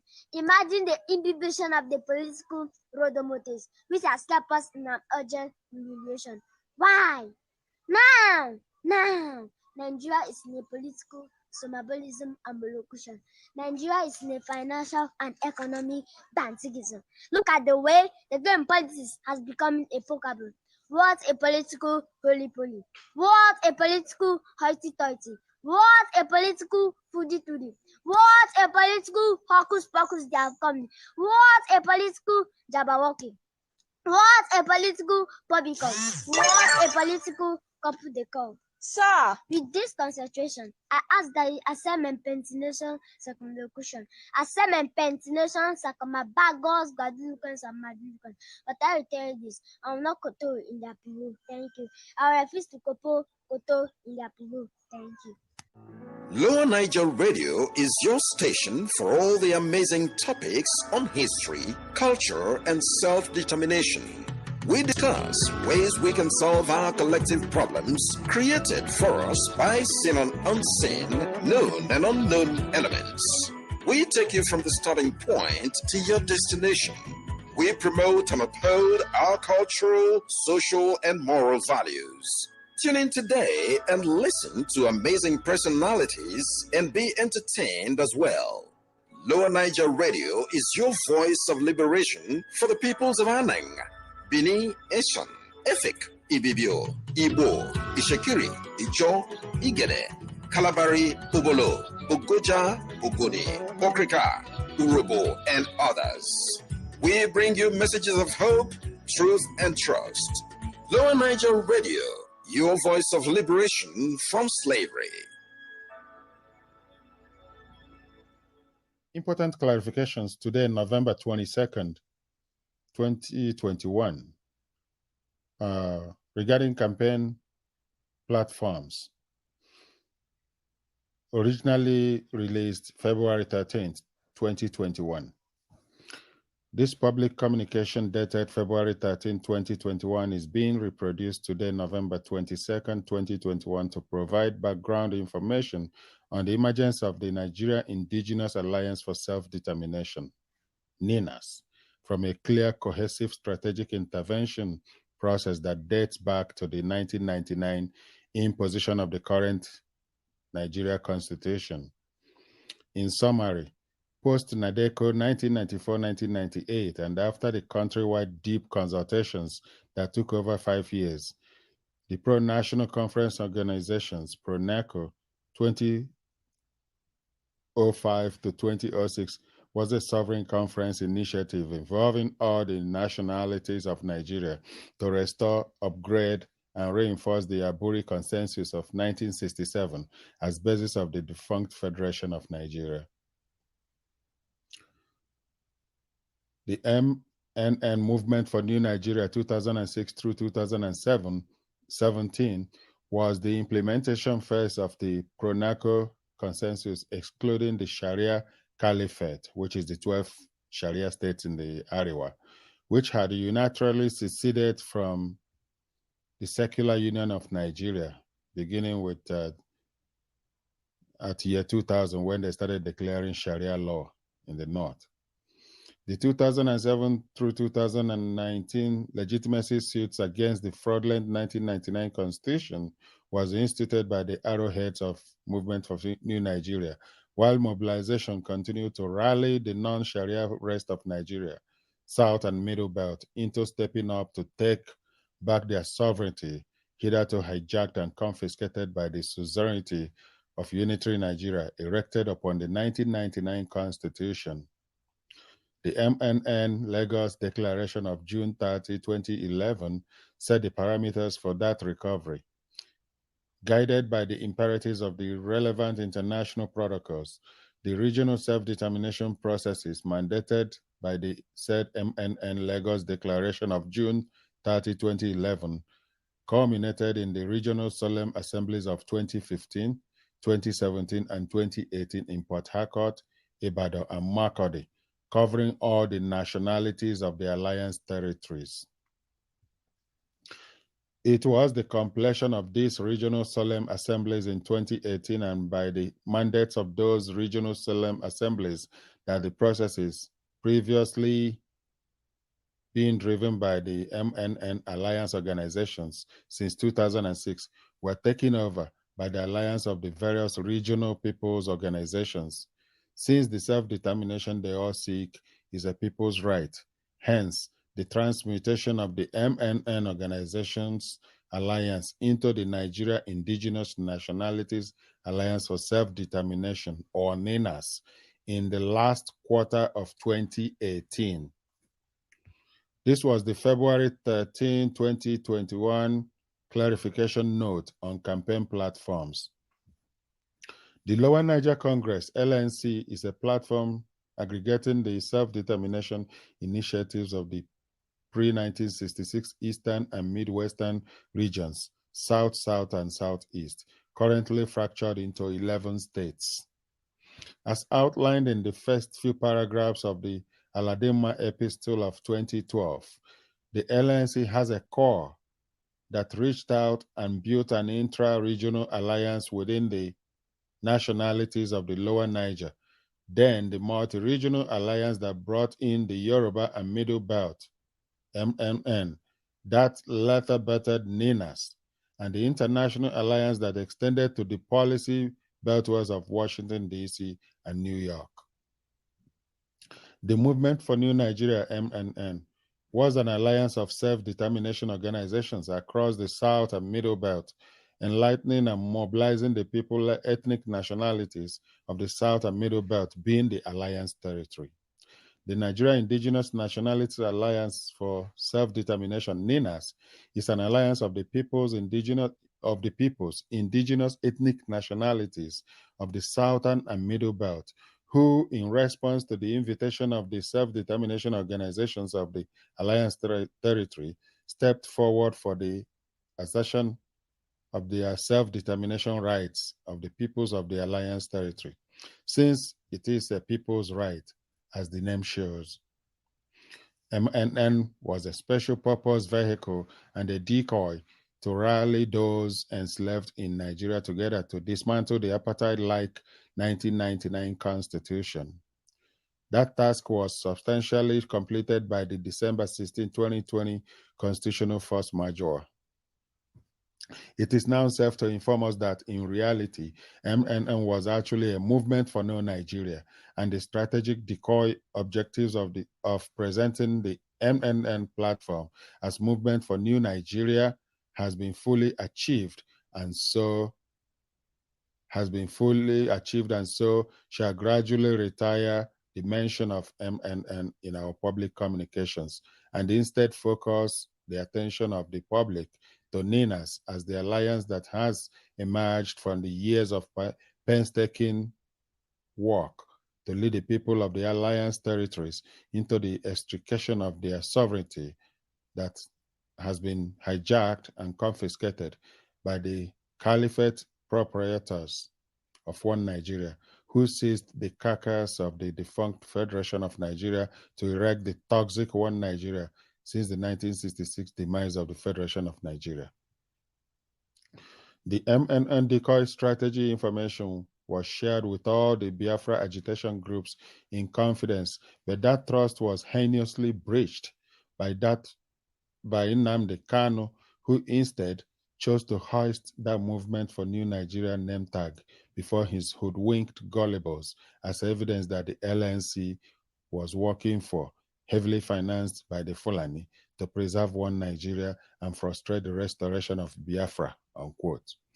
Knowing for obvious reasons that the LNC was not going to respond to this falsehood from inside Nigeria. The LNC laser beam onslaught against 1999 Constitution was also deliberately presented by the rogue franchise merchants to their gullibles and the rest of our people as proof that the LNC was only after Constitution amendment. These are some of the deep roots of the heavy debilitations the LNC had to endure and reason why any dealings with the clear-minded criminal called Nnamdi Kanu is ruled out.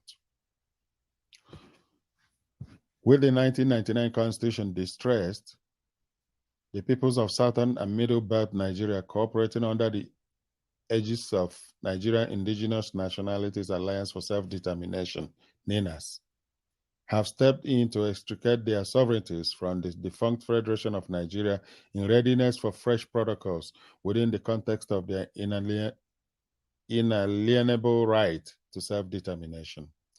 Let us please be guided so we don't confuse the public and inadvertently continue to arm the rogue Biafra franchise with propaganda materials.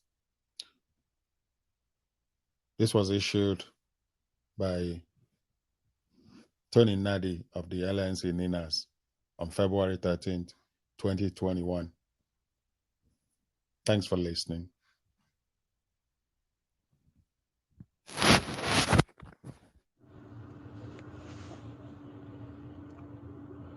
The era of the angry black man is becoming the black responsibility era.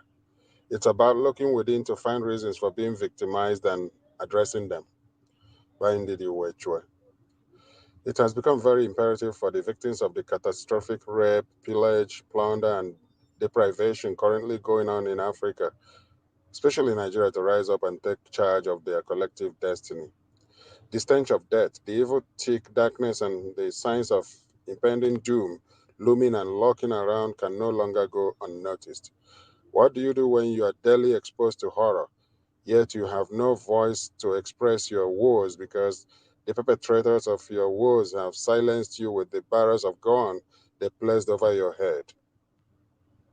It is time for the indigenous peoples trapped in British Caliphate colony of Nigeria to lead the initiative to end and correct the evil done to them and their peoples. It's no more acceptable for the beneficiaries of the ongoing abomination to tell us what to do, let alone lead this all-important life-saving conversation. However, there is a way to do it. But how would you know and understand this way if you refuse to listen to those who initiated this project about 20 years ago? Unlike you, remember, they have taken time out to study the pitfalls and landmines on this chosen pathway. So, for safety reasons, everyone cannot direct at this time. How come you like Nina's proposition but hate the messengers?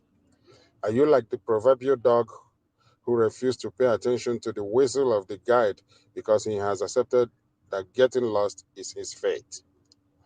You keep asking, why should it be him, her, them? As our enemies approach to swallow us while we have the key to our escape in our hands, bickering like toddlers. How can it be that we're so intelligent, yet our intelligence has refused to work for us? How is it that we are so spiritual and religious, yet our spirituality has refused to work for us? Is it the barber that lacks barbing skills, or is the hair clipper that is not sharp? Or could it be both? Please join Daughters of Truth for a thought-provoking session of their Saturday talk show, Saturday, November 20th, 2021. Here are the times from different time zones around the world. Central, 9:30 a.m. Texas Central Time, 10:30 a.m. New York Eastern Time, 4:30 p.m. local time in Nigeria, 3:30 p.m. London, 8:30 a.m. Mountain Time, and 7:30 a.m. Pacific Standard Time, PST, which is Vancouver time. You can also check this out on Lower Niger Radio 24/7. It's there. Or YouTube, or even on Facebook. Thanks for listening.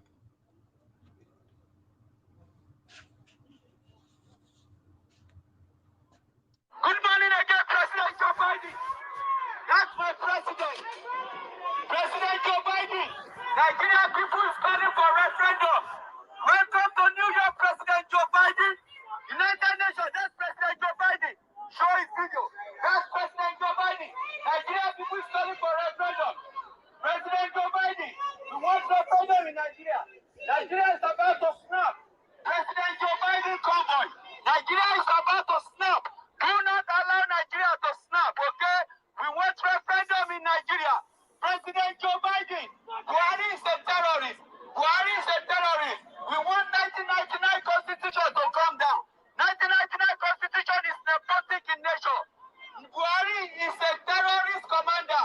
Nigeria occupies the third position on global terrorist index presently. After Afghanistan, after Iraq, Nigeria is next. Please do not let Nigeria snap. President Joe Biden, the world leaders, New York, all the world leaders, we're calling upon you. Nigeria, we want referendum.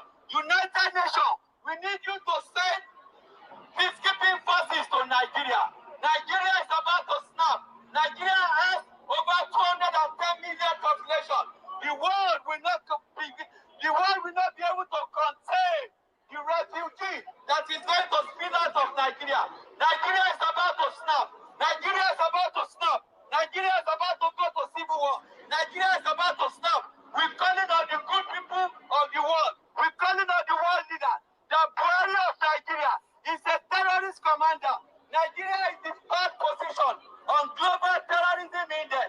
Thank you to United States of America security and law enforcement. People, NYPD, officers of New York, for keeping United States of America safe, for keeping New York safe. We thank you, we like you, we love you. We say God bless you and your family. Please continue to keep America safe. I wish I could say the same of my motherland, Nigeria. I am originally from Nigeria, born and bred in Nigeria, and a naturalized America. I wish Nigeria is as safe as America, but no thanks to Buhari. Buhari is a terrorist. He's a terrorist.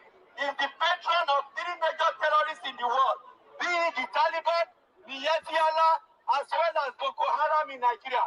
Terrorizing, oppressing, victimizing, and terrorizing the people of the South. Where are those pictures? Let me show people this picture. These are human beings. Where is the picture that shows the head of human beings? These are real. People in Benue State are getting attacked, beheaded, their homes and their farms destroyed under the watch of Major General Muhammadu Buhari, who came as a Fulani champion to dominate Nigeria, to subdue Nigerian indigenous nationalities, to become slaves to the Fulani, in fulfillment of Ahmad Bello's statement on October 12th, 1960, barely 10 days after Nigeria gained independence, that the new country will be their grandfather's estate, Ottoman Danfodio. Ahmad Bello said this. So Muhammadu Buhari is carrying out that mission in the year 2021. When he speaks to Southerners, he speaks with a lot of venom. He sent soldiers to kill Shiites in southern Kaduna and Abuja on several occasions. They were buried in mass graves. Under his watch, Boko Haram has gained more space in Nigeria, outside of Borno State. Boko Haram has gained more local governments. Under his watch, senior military officers are getting killed by Boko Haram and other terrorist groups, even inside the Nigerian Defense Academy in Kaduna. Under Buhari's watch and SARS, citizens protesting the killing of fellow citizens by Nigeria's own police. I mean, Nigeria's police and military, they are worse than the colonial enforcers as well as the slave dealers. Nigeria represents far worse than the slavery era. They killed NSAS protesters, removed their body, 96 of them, according to the report by the Judicial Commission of Inquiry set up by the Lagos State government. They killed them, removed their bodies, and the next day they came with water tankers to wash away their blood in order to conceal evidence. Lai Mohammed is still Minister of Information, Minister of Misinformation and Lies and Deceptions in Nigeria as we speak. He hasn't resigned yet. Issa Pantami, that has been fingered as a terrorist sympathizer, is still in the government of Nigeria. Muhammad Buhari's government gave out over $100 million to Fulani herdsmen owners, Mieti Allah, to keep on fighting and killing people and taking over their land, replacing communities. An active genocide that happened in Rwanda is repeating in Nigeria in the year 2021. It's been ongoing and continuing, yet the world is keeping quiet. That's amazing. That's very, very unfortunate. For International Religious Freedom, USCIRF, finds it unexplainable that the U.S. Department of State did not redesignate Nigeria as a country of particular concern, CPC, and treated it as a country with no severe religious freedom violations. This is contrary to what is going on in Nigeria as we speak. Fulani terrorists that are being powered by the government are still going across state lines to kill and replace communities. USCIRF is disappointed that the State Department did not adopt our recommendations in designating the countries that are the worst violators of religious freedom, said USCIRF Chair Nadine Mienza. While the State Department took steps forward on some designations, USCIRF is especially disappointed with the removal of Nigeria from its country of particular concern designation, where it was rightfully placed last year, as well as the omission of India, Syria, and Vietnam. We urge the State Department to reconsider its designations based on facts presented in its own reporting. Pursuant to International Religious Freedom Act, IRFA, the countries the State Department designated as CPC, country of particular concerns, are Burma, China, the Democratic People's Republic of Korea, that is North Korea, Eritrea, Iran, Pakistan, Russia, Saudi Arabia, Tajikistan, and Turkmenistan. All besides Russia previously had been designated USCIRF. Okay, all besides Russia previously had been designated. USCIRF recommended CPC, country of particular concern designation for all 10 in its 2021 annual report, and also recommended that India, Nigeria, Syria, and Vietnam be designated as CPCs, country of particular concerns. This is done annually. It is reviewed every year. The State Department placed on its special watch list SWL, Algeria, Comoros, Cuba, and Nicaragua. USCIRF recommended in its 2017 annual report that Afghanistan, Azerbaijan, Egypt, Indonesia, Iraq, Kazakhstan, Malaysia, Turkey, and Uzbekistan also be placed on the special watch list. USCIRF recently released a fact sheet reiterating its country of particular concern and country of special watch list recommendations, which explains the religious freedom violations in these countries, supporting USCIRF's recommendations. While USCIRF is concerned about the lack of designation for countries, USCIRF recommended Russia's designation for the first time as a CPC for engaging in systematic, ongoing, and egregious violations of religious freedom is welcome. USCIRF has proposed this action since 2017. For years, USCIRF has raised the alarm regarding the Russian government purge of non-traditional religions and religious freedom repression, said USCIRF Vice Chair Nuri Tokel. USCIRF also applauds the inclusion of Algeria in the State Department's special watch list designations this year, which USCIRF has recommended since 2020 due to continued enforcement of blasphemy laws and restrictions on houses of worship for minority religious communities. USCIRF also welcomed the State Department's designations of 9 entities of particular concern, EPC, entities of particular concerns, which are non-state actors that engage in systematic, ongoing, and egregious violations of religious freedom pursuant to IRFA.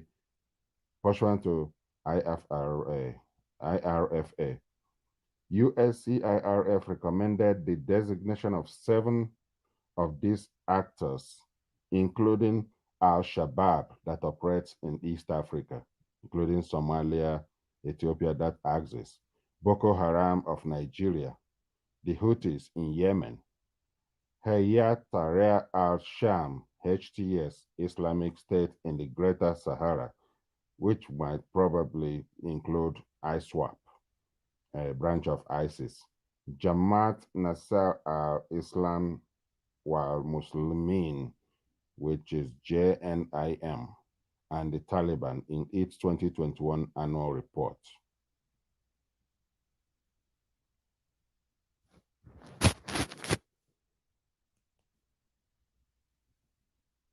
Fulani Empire, Muslim theocracy of the Western Sudan that flourished in the 19th century. The Fulani, a people of obscure origins, expanded eastward from Fouta Toro in Lower Senegal in the 14th century.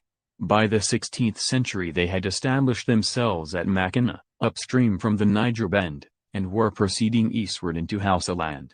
Some settled in the 19th century at Adamawa, in the northern Cameroons. Many of the Fulani continued to pursue a pastoral life. Some, however, particularly in Hausaland, gave up their nomadic pursuits, settled into existing urban communities, and were converted to Islam.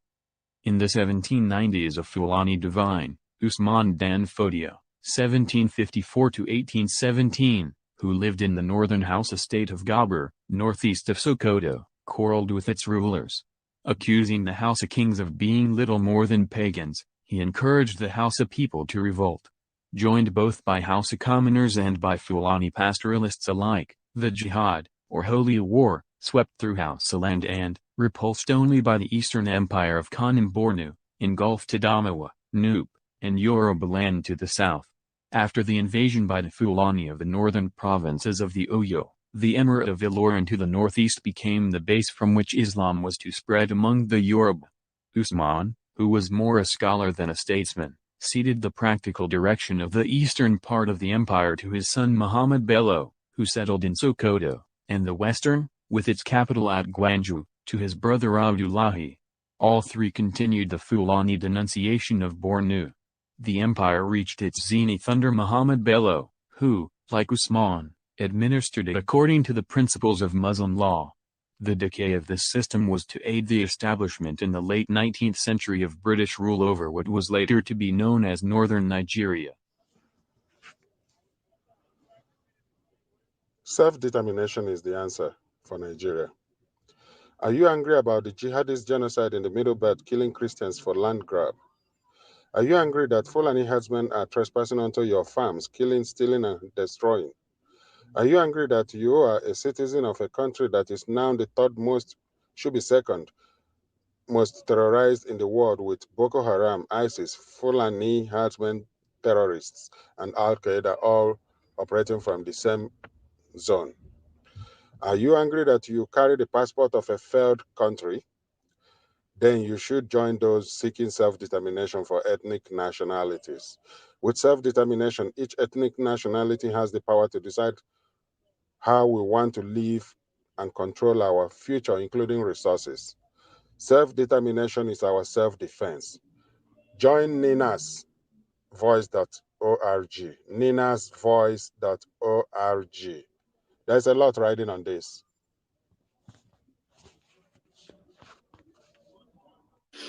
NINAS, where we came from, where we are, on the road to freedom. Today, we speak of NINAS, but know that the struggle for the restoration of our sovereignty did not start today.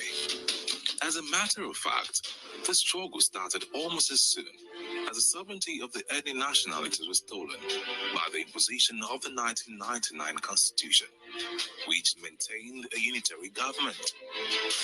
With the end of the military regime and return to democracy, there was great hope that the country will be returned to what the people had voted for, and that existed prior to the military intervention in 1966.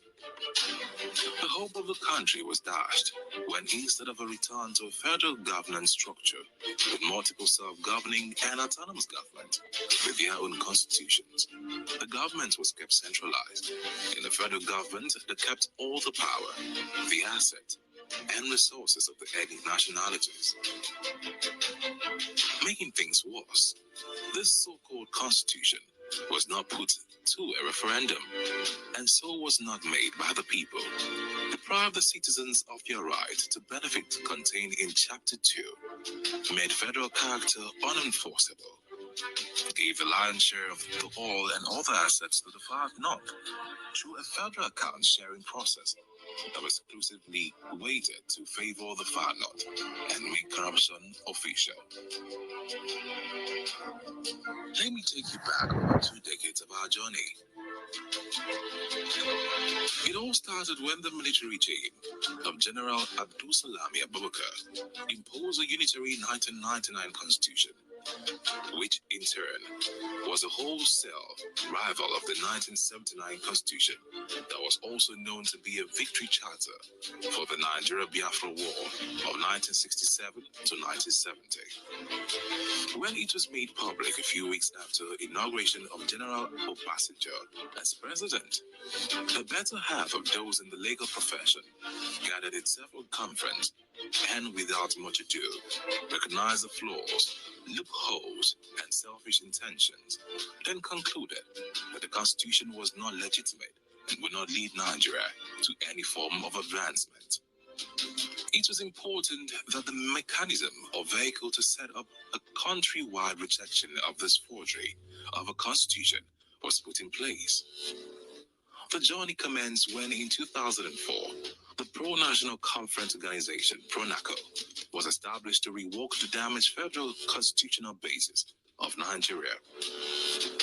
PRONACO being the People's Sovereign National Conference of Ethnic Nationalities in Nigeria, convened in all ethnic nationalities, and quickly mandated its representation to go back to their people and to come up with ratified draft of how they would want to participate in the Union of Nigeria. The conference sat in plenaries across the cities of Lagos, Port Harcourt, Enugu, Jos, and Kano, then returned to Lagos for the final sitting, and in participation, conveners in the likes of Anthony Ehanuro, Wole Soyinka, Chukwu Emeka Odumego Oduku, and similar leaders across the territories. This resolution was an agreement derived from the Composite People's Constitution as presented and defended by ethnic nationalities representation in those sequential conference. And it is important to know that there were observers from the international community, including the US and European Union observers. In August 2006, a delegate from Castina moved the motion for adoption of the draft People's Constitution that emerged from the 29-point resolution of the conference. In furtherance of the PRONACO consensus to restore the federal basis of the Nigerian Union, in 2007, the movement for a new Nigeria was set up as an enforcement of the consensus at the time to exclude the 12 contiguous northern states that had introduced and embraced the Sharia legal system against the secular basis for Nigeria. The Allies had insisted that democracy and Sharia system could not coexist in the same political space, hence the need for a new vehicle, the movement for New Nigeria.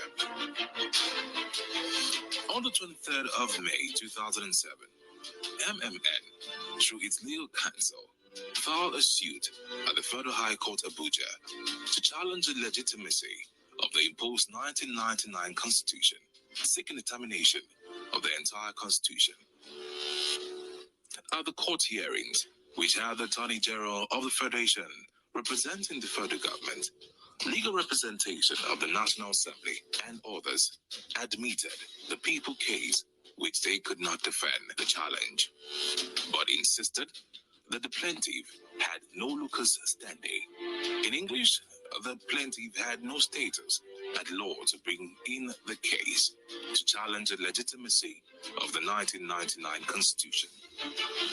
Having acknowledged that the restoration of the people's sovereignty did not need the participation or permission of government, the Joint Multi-Regional Vehicle instituted the MMN Lagos Declaration 30th of June 2011, by which the Allies partner blocks of the Lower Niger, South-South, and Southeast, the Yoruba Land, and the Middle Belt publicly rejected the Caliphate-imposed 1999 Constitution, mandating regional self-determination actions which included referendum and international outrage.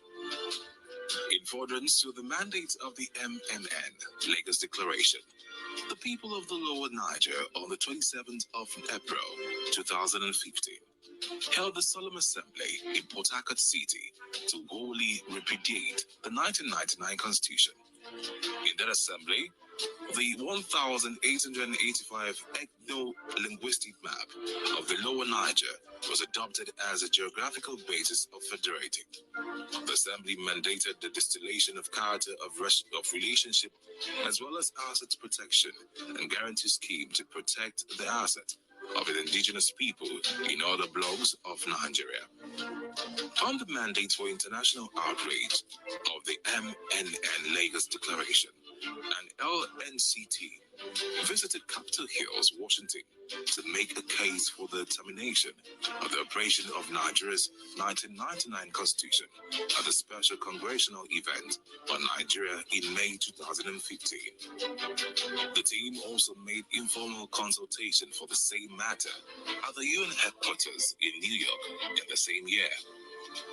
2 years later, still in furtherance to mandate of the MNN Lagos Declaration, the Yoruba indigenous people held the Yoruba Solemn Assembly at Ibadan on the 7th of September 2017.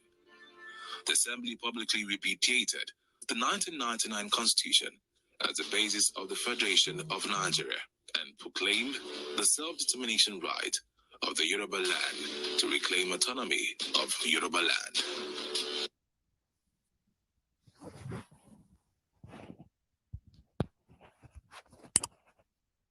Idea, but it won't help. It'll just formalize the reality that poor countries can never repay their loans. Senator, are you saying that you're opposed to debt relief for impoverished countries? No, we should forgive the debts, but that's not going to help those countries very much. Okay. What will? Tax cuts.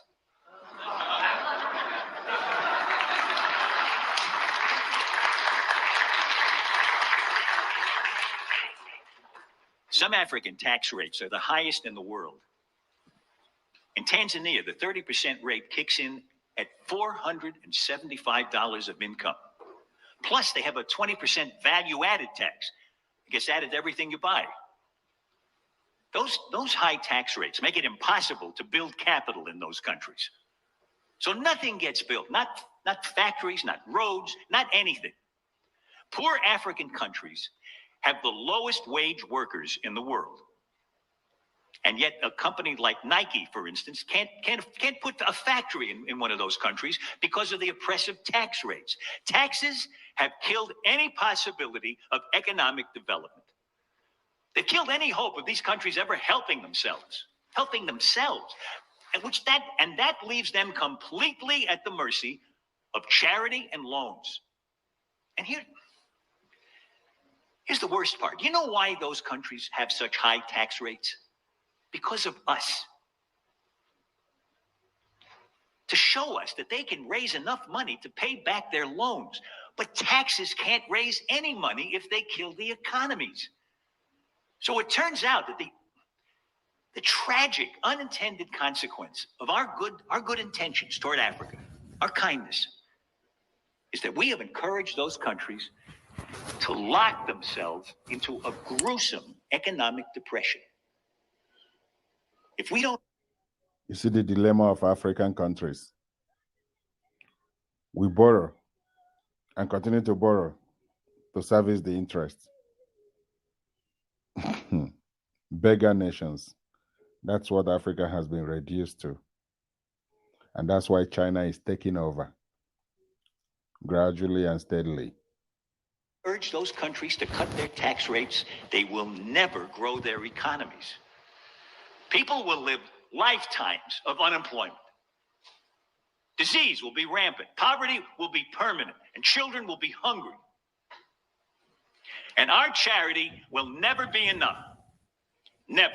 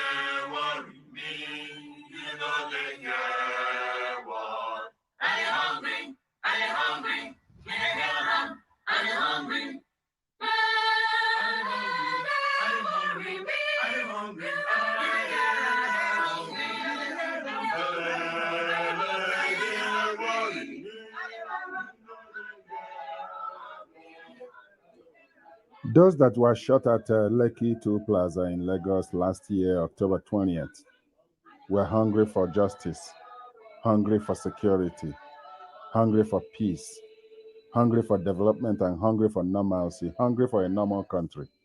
They got shot, and their blood was washed away by way of cover-up by Major General Muhammadu Buhari's government. How could that satisfy the aspirations of the people to be free in their own country? Let the worry me, let you give me joy. Don't say I hungry, worry,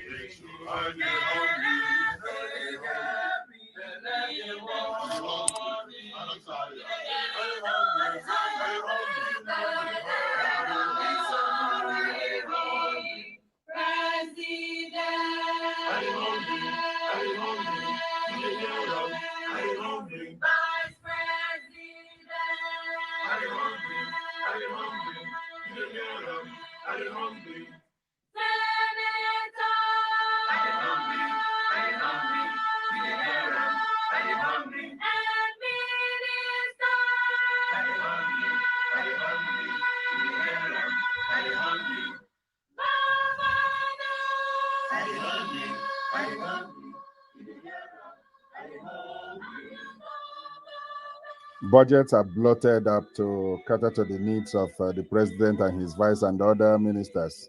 I mean, corruption got taken to the next level by those who came to fight corruption. All tied to the 1999 Constitution. Everything that is happening to Nigerians is tied to the slave document known as the military-imposed 1999 Constitution. It has no progress attached to it. It's only destruction and ruination of the country.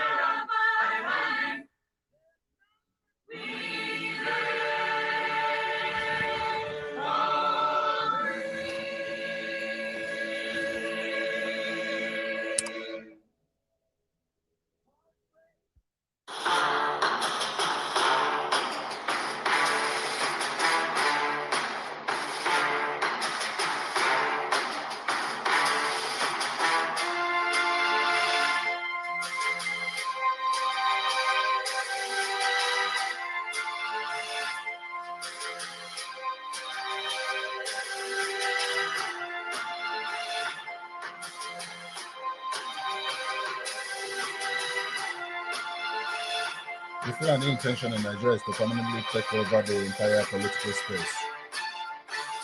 Using the combination of brute force and guile, the caliphate strategy is to maintain tight control of political power via the imposed constitution, where the key economic assets and levers of power are confiscated. The same constitutional impositions guarantee exclusive control of military power and all firearms, and those are used to facilitate the terror against ethnic nationalities by the government and the terrorists.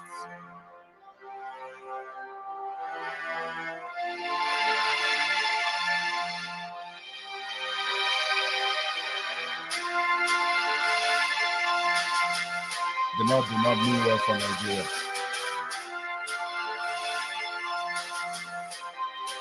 Minas Alliance repudiates everything about the 1999 Constitution.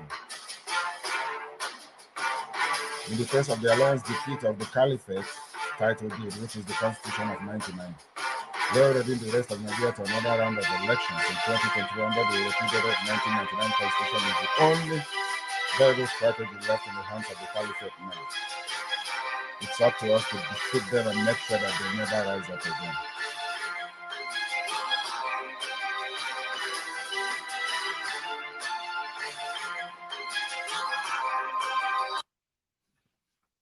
The alliance mechanism is to tackle the North. The alliance mechanism is exploiting the aforesaid delegitimization of the 1999 Constitution.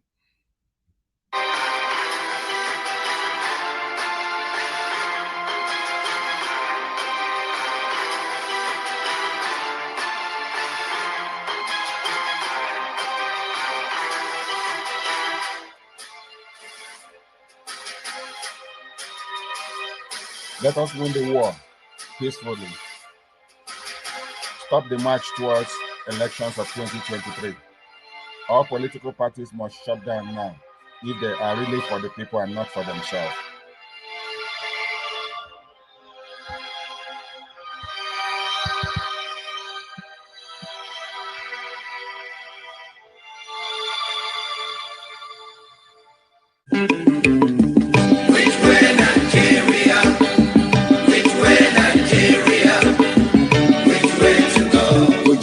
To go. I love my fatherland. Oh yeah. I want to know.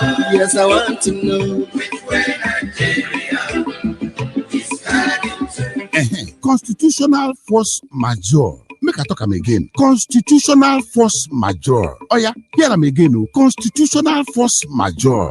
That's not the new reigning motto where they don't come out for the Nigeria Indigenous Nationalities Alliance for Self-Determination. NINAS.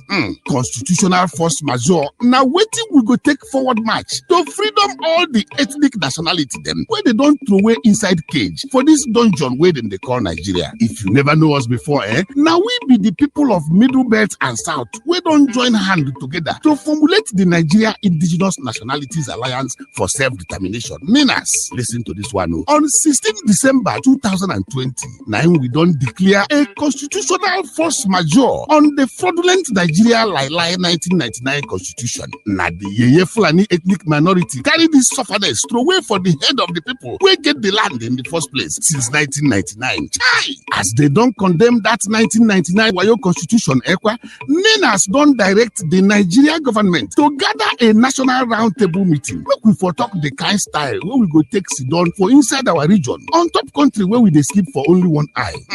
This now waiting that big grammar constitutional force majeure go do suffering and smiling. It don't do. Nigeria people don't suffer rich. Waiting we never see. Nigerian people don't chop fear from out. All the land of the South and Middle Belt don't turn to river of blood. Waiting all because of this evil Nigeria 1999 Lai Constitution. Hey, I beg, true to God, they don't push us reach the wall. Nowhere to go again. Enough is enough. So therefore, everybody, make una come. Make we join hand now with NINAS. Make we for support the constitutional force majeure to free ourselves from the Fulani British captivity so that we go forward march into a free nation where your security and development is guaranteed. I love my fatherland. Oh yeah. I want to know. Yes, I want to know which way Nigeria is heading to. Now the Voice of Liberty International bring on this story. Say no to 1999 Constitution. Say yes to ethnic self-determination. We have a right to fight for our freedom. We must arise and save our nation. You want good road, you sign the petition. Better walk, sign the petition. Clean water and light, sign the petition. Security, sign the petition. Healthcare, sign the petition. Better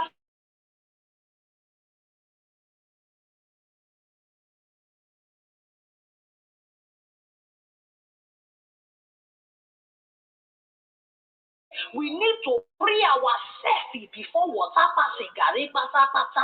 Waiting we need now to come out to this year 1999 Constitution. We don't have everything finish. We need to make another new one by a referendum. We go make region control their resources. My people, no, they waste time, you. As you they hear this message, run now, go to www.ninasssn.org. Make you sign that petition today. No, they waste time, more. The time for change is now. The U.S. Center for Security Policy declares that Nigeria under Buhari is in SOS. SLS situation and recommends immediate intervention before it explodes. The speaker in the following article is Frank Gaffney, introducing the segment of coordinated press conferences in Nigeria at the National Press Club, Washington, D.C. on January 17, 2019, with the team Nigeria at Breaking Point, where Tony Nnadi of the LNC made a lead presentation.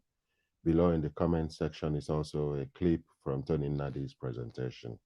Enjoy listening. Again, the purpose of this event is to try to make sure that the Congress of the United States, the administration, this country, our friends and allies around the world, and not least, of course, people of goodwill in this country and elsewhere, are on notice that Nigeria is at risk of disastrous collapse, that the forces that we've just been talking about are in the process of taking down a country that is the most populous in Africa, with horrific implications, not just for the immediate vicinity, the Lake Chad region as it's known, but for that continent and almost certainly others beyond. Congressman Wolf mentioned Bono, talking about a catastrophe that would make what has happened to Europe in the past few years, as a relatively small number of people migrated there with unbelievably chaotic consequences, look like a day at the beach by comparison. But we're on notice. And the question is, do we have to wait until this horror is upon us before something is done about it? Or do we take steps now to try to prevent that? And I don't think any of us is saying that this is a panacea, but the appointment of the appropriate individual with the requisite authority. I just wanted to underscore what Congressman Wolf said about having the President of the United States essentially personally empowering Senator Danforth to lead the effort on behalf of our country to alleviate that situation. That has to be done again, and it has to be an empowering of a person with the stature and the capabilities needed to do two really vital things. One is to pull together the government agencies that have responsibility for pieces of a problem like Nigeria. The Defense Department, as well as, of course, the State Department, USAID, the UN mission of the United States, the National Security Council, and others, to come together with a common, appropriate, and much needed policy approach. And then secondly, at least as importantly, to be able authoritatively to represent what that approach is to the government of Nigeria. So they know who they're dealing with. They know that this is in fact the policy, and they can't go, looking for people who will provide some sort of alternative that might not require as much of them. So it's those two vitally important things that have to be done. And on behalf of, again, the Save the Persecuted Christians Coalition and team, I just want to say, I think this is a moment of truth, a moment when we will find a difference being made by an administration that is about making a difference on behalf of religious freedom and those who are being denied it around the world. And let me just take a moment to say, as bad as this situation is, it is just one of the areas in the world in which particularly Christians are suffering. By some estimates, it's as Small a number as 215 million Christians being brutally persecuted. By others, it's as high as 500,000. Excuse me, 500 million. This is on our watch. It is unconscionable. It must be challenged, contested, and if possible, stopped. And that's what this coalition is about. And I pray that we will be able, with the help of people like Congressman Estes and Congressman Wolf and the Archbishop and our coalition and countless others, to see this problem sorted by the appointment at the earliest possible moment, preferably by the end of this year, because these elections are approaching,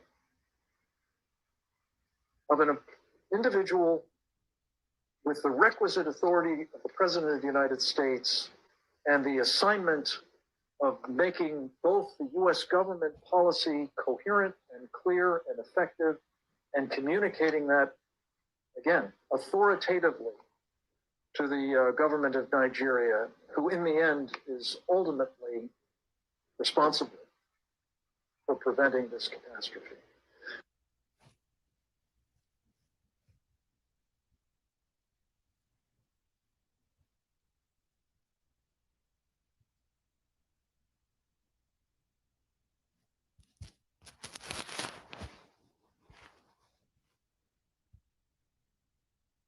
Opening prayer.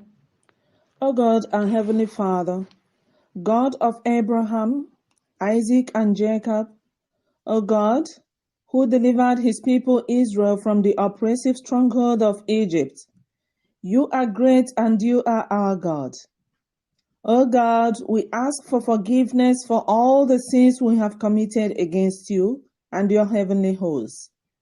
If you do not forgive our wrongdoings, Father, who will? We, your peoples, place before you our weaknesses, our helplessness, our concerns, and our endeavors. Most merciful God, you are the Lord of the oppressed, and we entrust everything we do into your able hands. Heavenly Father, look with pity upon us, your children. We are weighed down by social injustice, political instability, poverty, hunger, unemployment, insecurity, oppression, brutality, and enslavement by seen and unseen, known and unknown forces that seem to overcome us. Father, we place ourselves, our liberation movement, our search for lasting solutions to these numerous problems created for us by known and unknown forces into your mighty hands. We also look upon you for provision of both human and financial resources to carry out this enormous task of our liberation project. Bring your lasting solutions to them so that we may live the life you have created in us as peoples created in your own image and likeness. We also commit our leaders in your hands. Direct all of them and direct all of us as we continue to move forward towards our self-determination. Channel us with your everlasting love to our final destination, which is total freedom from captivity and enslavement that we all seek. We pray in the mighty name of Jesus Christ our Lord. Amen. The hashtag NSAS report. Finally here, a lot of people, even though it's not been officially released, it says it brings closure and a step towards healing for some of the victims. Well, so many things have happened in this country that you don't know exactly where to begin to have an analysis, when it does appear that the government actively encourages the killing of its citizens, when the Constitution of Nigeria says the primary purpose of government is to protect lives and property. And I was waiting since 2-3 days to hear one fellow who answers Garba Shehu Garba, who is a principal, is a senior advocate, always defending herdsmen and anybody who kills people in Benue and Plateau, and I haven't had anything. That Nigerian citizens were killed. Federal government hasn't said anything. A Supreme Court judge was almost kidnapped and attempted an attempt on her life. The federal government hasn't said anything. The Attorney General is there wishing thin and wishing down what he probably supposes. So, you know, things are getting so confused that the only way to put it is that someday everybody will sit down to a banquet to face the consequences of his or her actions.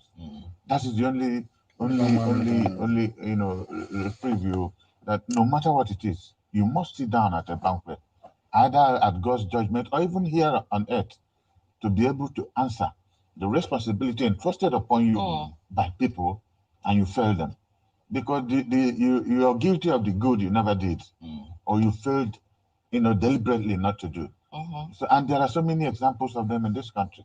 That NSAS is another, you know, obvious thing. But thank God, with the courage of the judge and of Lagos State government, everybody knows, it's an APC top government. Yes. A performing government of APC too. Not just that it's an APC, it's a performing government of the situation notwithstanding. And they had the courage to say this, you know.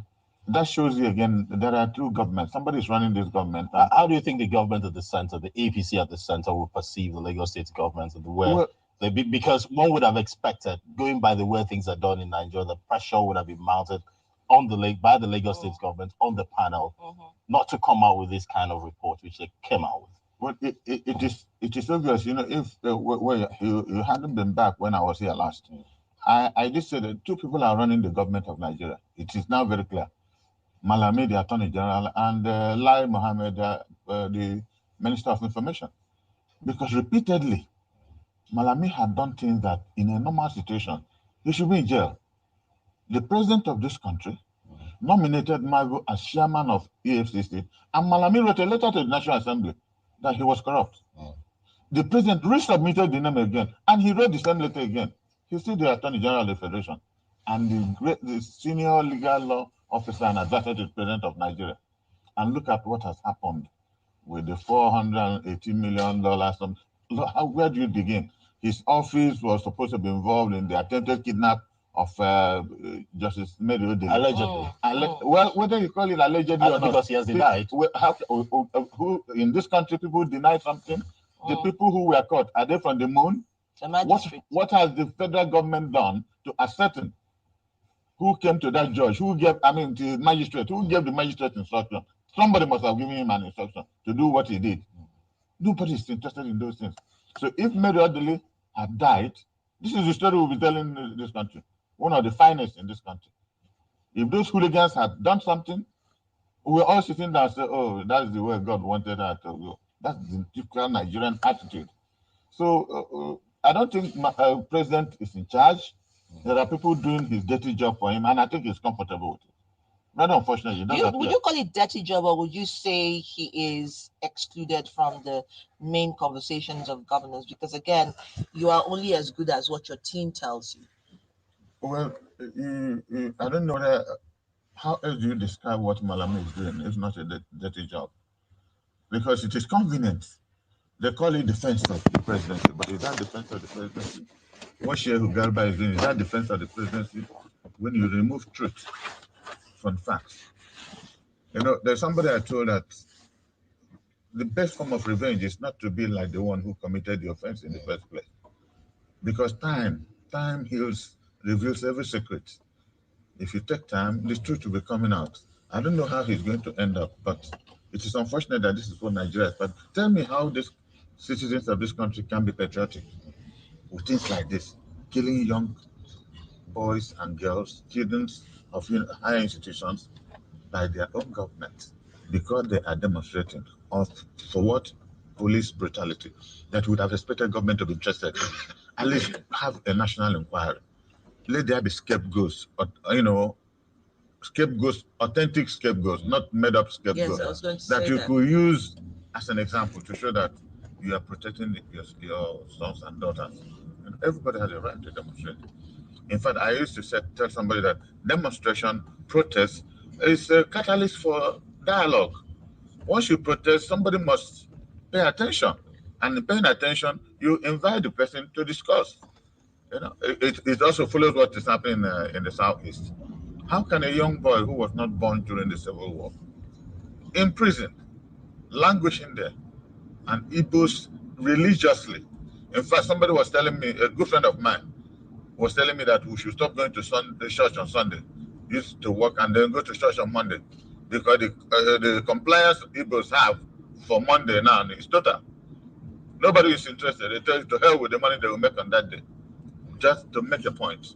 Whether that point they're making is positive or negative, they're not interested. But people like Adam Baka has come out to refute that and say that it is causing more problems for the Southeast. I don't listen to anything Adam Baka says.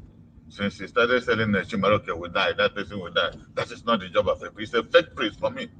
No person who is a child of God, not to talk of a priest, will say that somebody will die. That's not what the Bible tells us. So since that incident, Chimaroke is still in the Senate. He hasn't died. So why should I take him serious?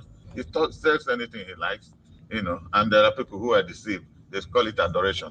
I don't waste my time talking about such people. Absolutely not. All right, Chief Dano Lassie, let's talk about Anambra governorship election. We had a number of discussions before that election, counting down to that election. It's now come and gone. You had some predictions about that election. You're thinking about that election as well. Are you satisfied with the outcome? Satisfied would be an understatement. Because on two different occasions, twice here and one on Chinese television, I said, how do you begin to look at? Not because he attended my university, which is about the best in the country, I must unapologetically say. Modestly so. The best and the first. Then. Still best. Then. Still. So, and when you look at his pedigree, where he's coming from, it is difficult.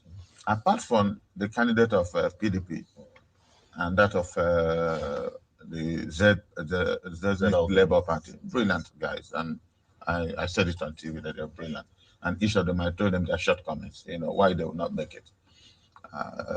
It's difficult to see how you place in a civilized community a former advisor to the government, consultant to World Bank, governor of Central Bank, who stabilized the banking industry. People, you know, we have short memories or convenient amnesia in this country, that there were times banks collapsed in this country.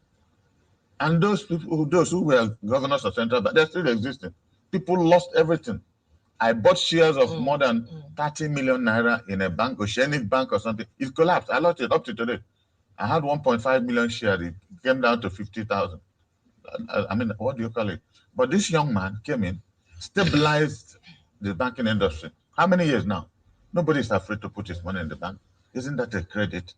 That you believe that somebody like that will, you know, do his excellent best, because he's a first-class student.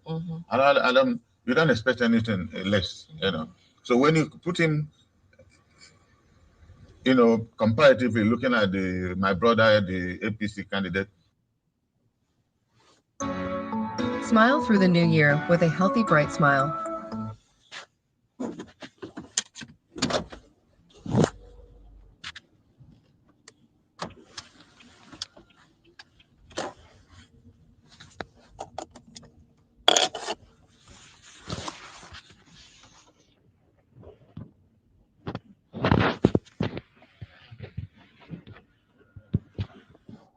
Waging an insurgency to try to overthrow the government and rid the country of Christians.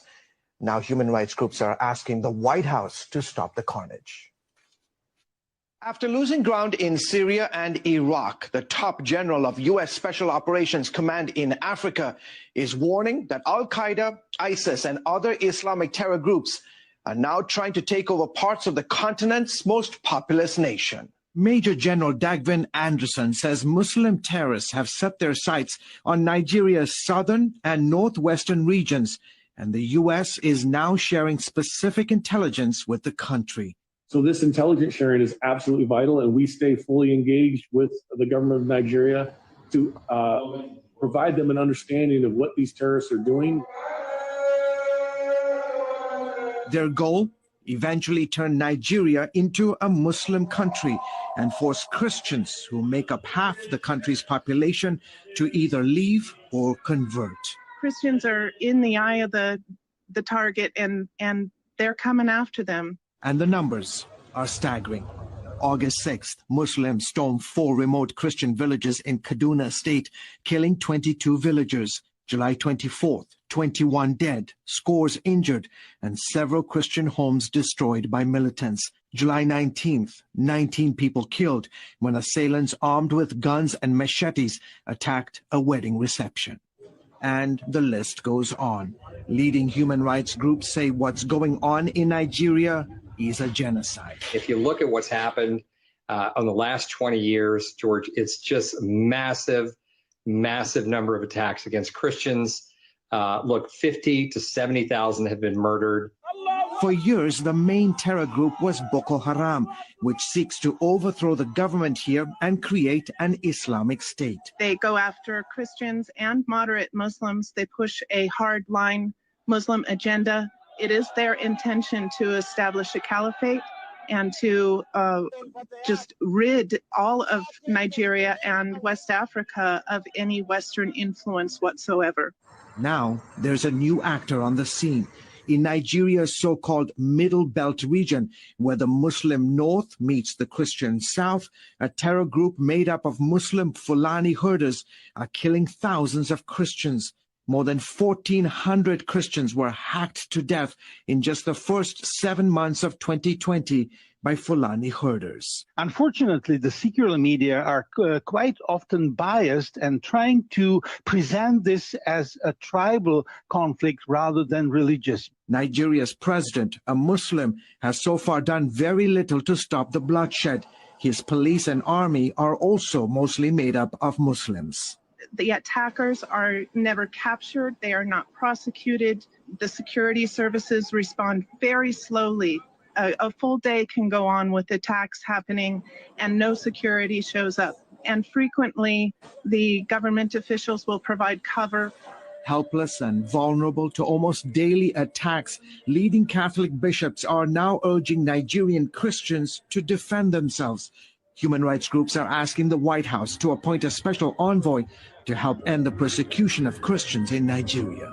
Unless the world takes note and puts pressure, economic pressure, sanctions, visa bans on the officials who are responsible for this travesty and for not reining in the terror, then Nigeria will continue to be a bloodbath. Meanwhile, King's Group is helping more than 3,000 Christians who lost their businesses, homes, farms, or land to Boko Haram and Fulani militant attacks. International Christian Concern has created communal farms to give victims the opportunity to rebuild their lives. When they get back to work, the family is fed, they have a future, the kids can go back to school. It's a restoration of hope. It really is. And it's much more than just economics. It's the whole community. It's all the parts of life, the emotional, the physical, the mental. It means a lot to them. ICC and so many other groups trying to bring hope in the midst of all this devastation facing the Christians of Nigeria. And they are doing it. They are, absolutely. Great story, George. Thank you. Coming up, new evidence. For delivering uncolored report on the EndSARS shooting at Lekki on October 20th, 2020, members of the panel are now getting essentially targeted by agents of Nigerian government. They are being unfairly persecuted already just for coming out with their report that heavily indicted the government of liars.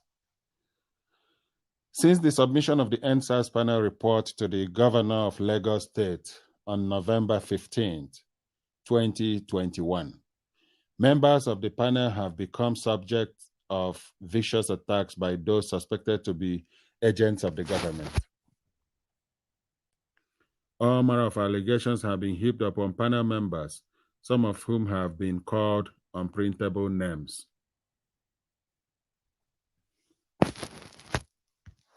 I can confirm that no member of the panel lobbied to be appointed into the panel.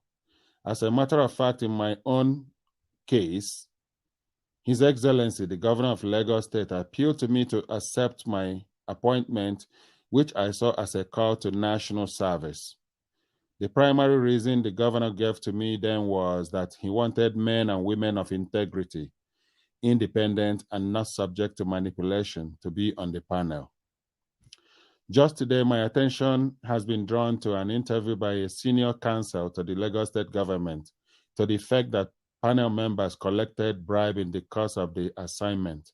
It is unfair, ungodly, and least expected of the government and its lawyers. The Lagos State government asked for 2 weeks to enable it to release a white paper on the report submitted to it by the panel, and we have been waiting, but it would seem that the Lagos State government has now unleashed mindless propaganda upon panel members, whilst at the same time asking for restraint from the general public. I have in my custody certified true copies of all proceedings of the panel and all exhibits tendered before the panel in respect of the Lekki Tollgate investigation.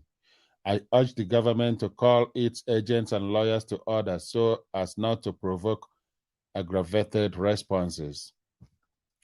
It is unfair to seek to denigrate people's hard-earned reputation on account only that they accepted to render selfless service at the behest of government. If the government and its agents are not restrained from attacking others, nothing stops us from defending our integrity. I should not become a victim of unwarranted attack just because I accepted to serve the government and the outcome of that assignment did not favor the expectations of the government. Suffice it to mention that I worked with men and women of unblemished integrity, and I'm proud to be associated with them all. I therefore appeal to His Excellency the Governor of Lagos State, Sanwo-Olu, to call all agents of state to order and keep to his promise to us to release a white paper within 2 weeks and to send the unedited report of the panel to the National Economic Council. Signed by Ebun Olu Adegboruwa, SAN, Lagos, Lekki, Lagos, November 18, 2021. So Nigeria now will resort to attacking the panel members like they didn't deliver the kind of manipulated report they were most likely hoping for. The report has turned out to be a huge embarrassment to the government, to the military, to the police, to the federal government and their agents, especially Lai Mohammed and the rest of them who has been in denial, lying and continuing in their lying ways. So here is a panel member now coming public, exposing the hypocrisy that is the Nigerian system, that system that is condemned never to work well. Very sad. Sucks to be Nigeria. Most of us in this National Assembly today, this is there to tell this nation today that this is the problem. This constitution can never give us progress. This constitution can never give us peace. This constitution can never give us unity. And unfortunately, most of us in this National Assembly, we don't have the spine to face what we need to give this republic to have peace and progress. What do I mean? This constitution has 68 items, 68 on the exclusive list. This constitution has only 12 on the concurrent list. And those 12 are written so nebulously, so fraudulently, that you know that the intention is to even undermine those concurrent lists.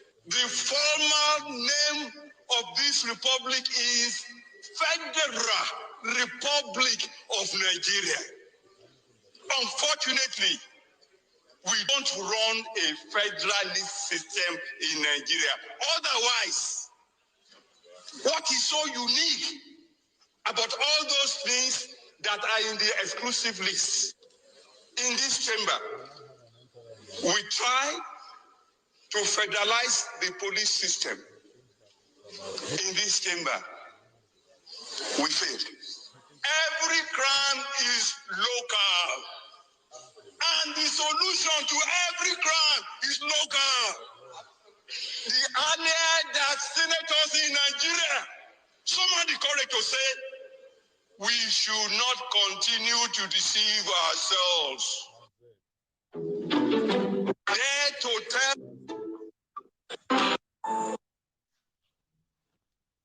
Fellow Nigerian, in search of excellence for Africa, my mission remains to create awareness, advance practical solutions, and transform mindsets via case studies. Together, let's midwife deliverance for our race, country, and continent. Please share this video. I am Dr. Israel Noyerem Davidson. Thank you. In 2001, US-led forces overthrew a Taliban-led Afghan government following the 9/11 attacks led by the Al-Qaeda leader Osama bin Laden.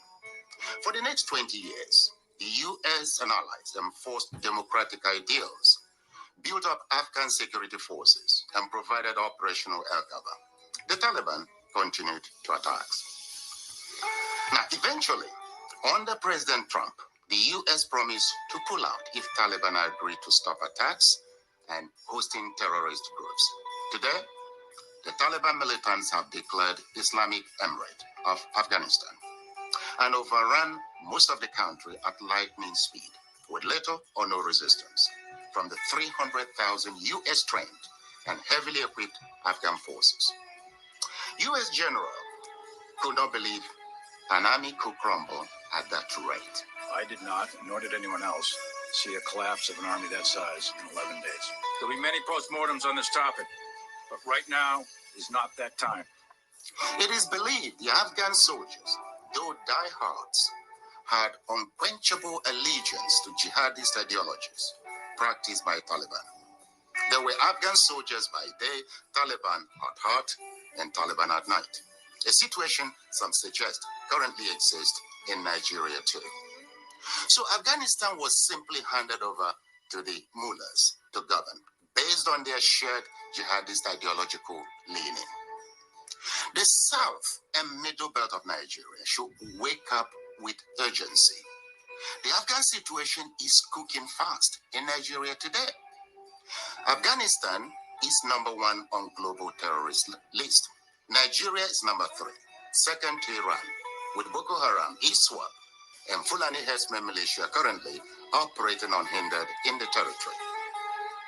You cannot fight religious ideology with guns or democratic ideas, particularly when the people themselves are not wired to accommodate change. See the cost of 20 years of US efforts at enforcing peace, progress, and civilization in Afghanistan, and still they failed. 72 journalists and over 400 aid workers were killed. Between 66 to 69,000 Afghan troops killed. 2.7 million Afghans flee abroad and 4 million displaced citizens. 3,000 US troops killed, 21,000 wounded, and over 3,000 US private security contractors also killed. Over 1,000 NATO coalition personnel killed. $2.3 trillion spent prosecuting Afghan war. As with Afghanistan, the Nigerian armed forces cannot contain the spread of Boko Haram, ISWAP, and Fulani bandits. They have sympathizers within and highly influential individuals in the corridors of power who share jihadist ideologies. There are reports of emerging new and more deadly armed group in Zamfara state today.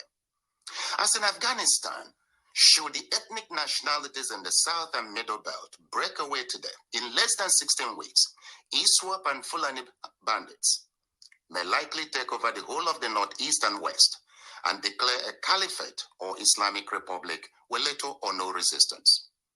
Afghanistan today is a big lesson and an urgent call on Southern and Middle Belt political leaders to force a total restructure of Nigeria now or break it. Please set aside greed, selfishness, and worthless 2023 political ambitions and unite for the sake of your citizens.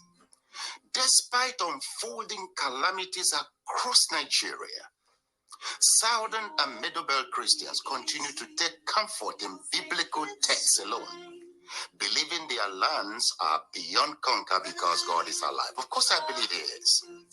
However, they forget that modern-day Turkey was once almost 100% Christian and hosted Apostle Paul, Apostle John, and a number of saints.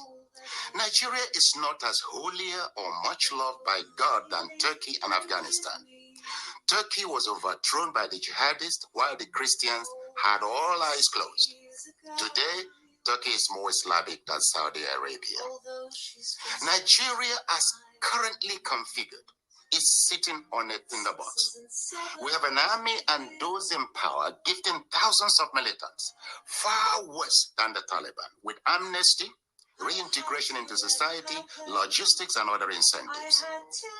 Southern agitators demanding an end to the killings, raping, and displacement of citizens are hunted, killed, or detained without trial. In 2000, President Trump forced the release of 5,000 repentant and rehabilitated Talibans from prison and reintegrated them into the Afghan society. Many returned to the battlefield, worsened the security situation in Afghanistan, and strengthened Taliban to overrun the country. With the Nigerian rehabilitation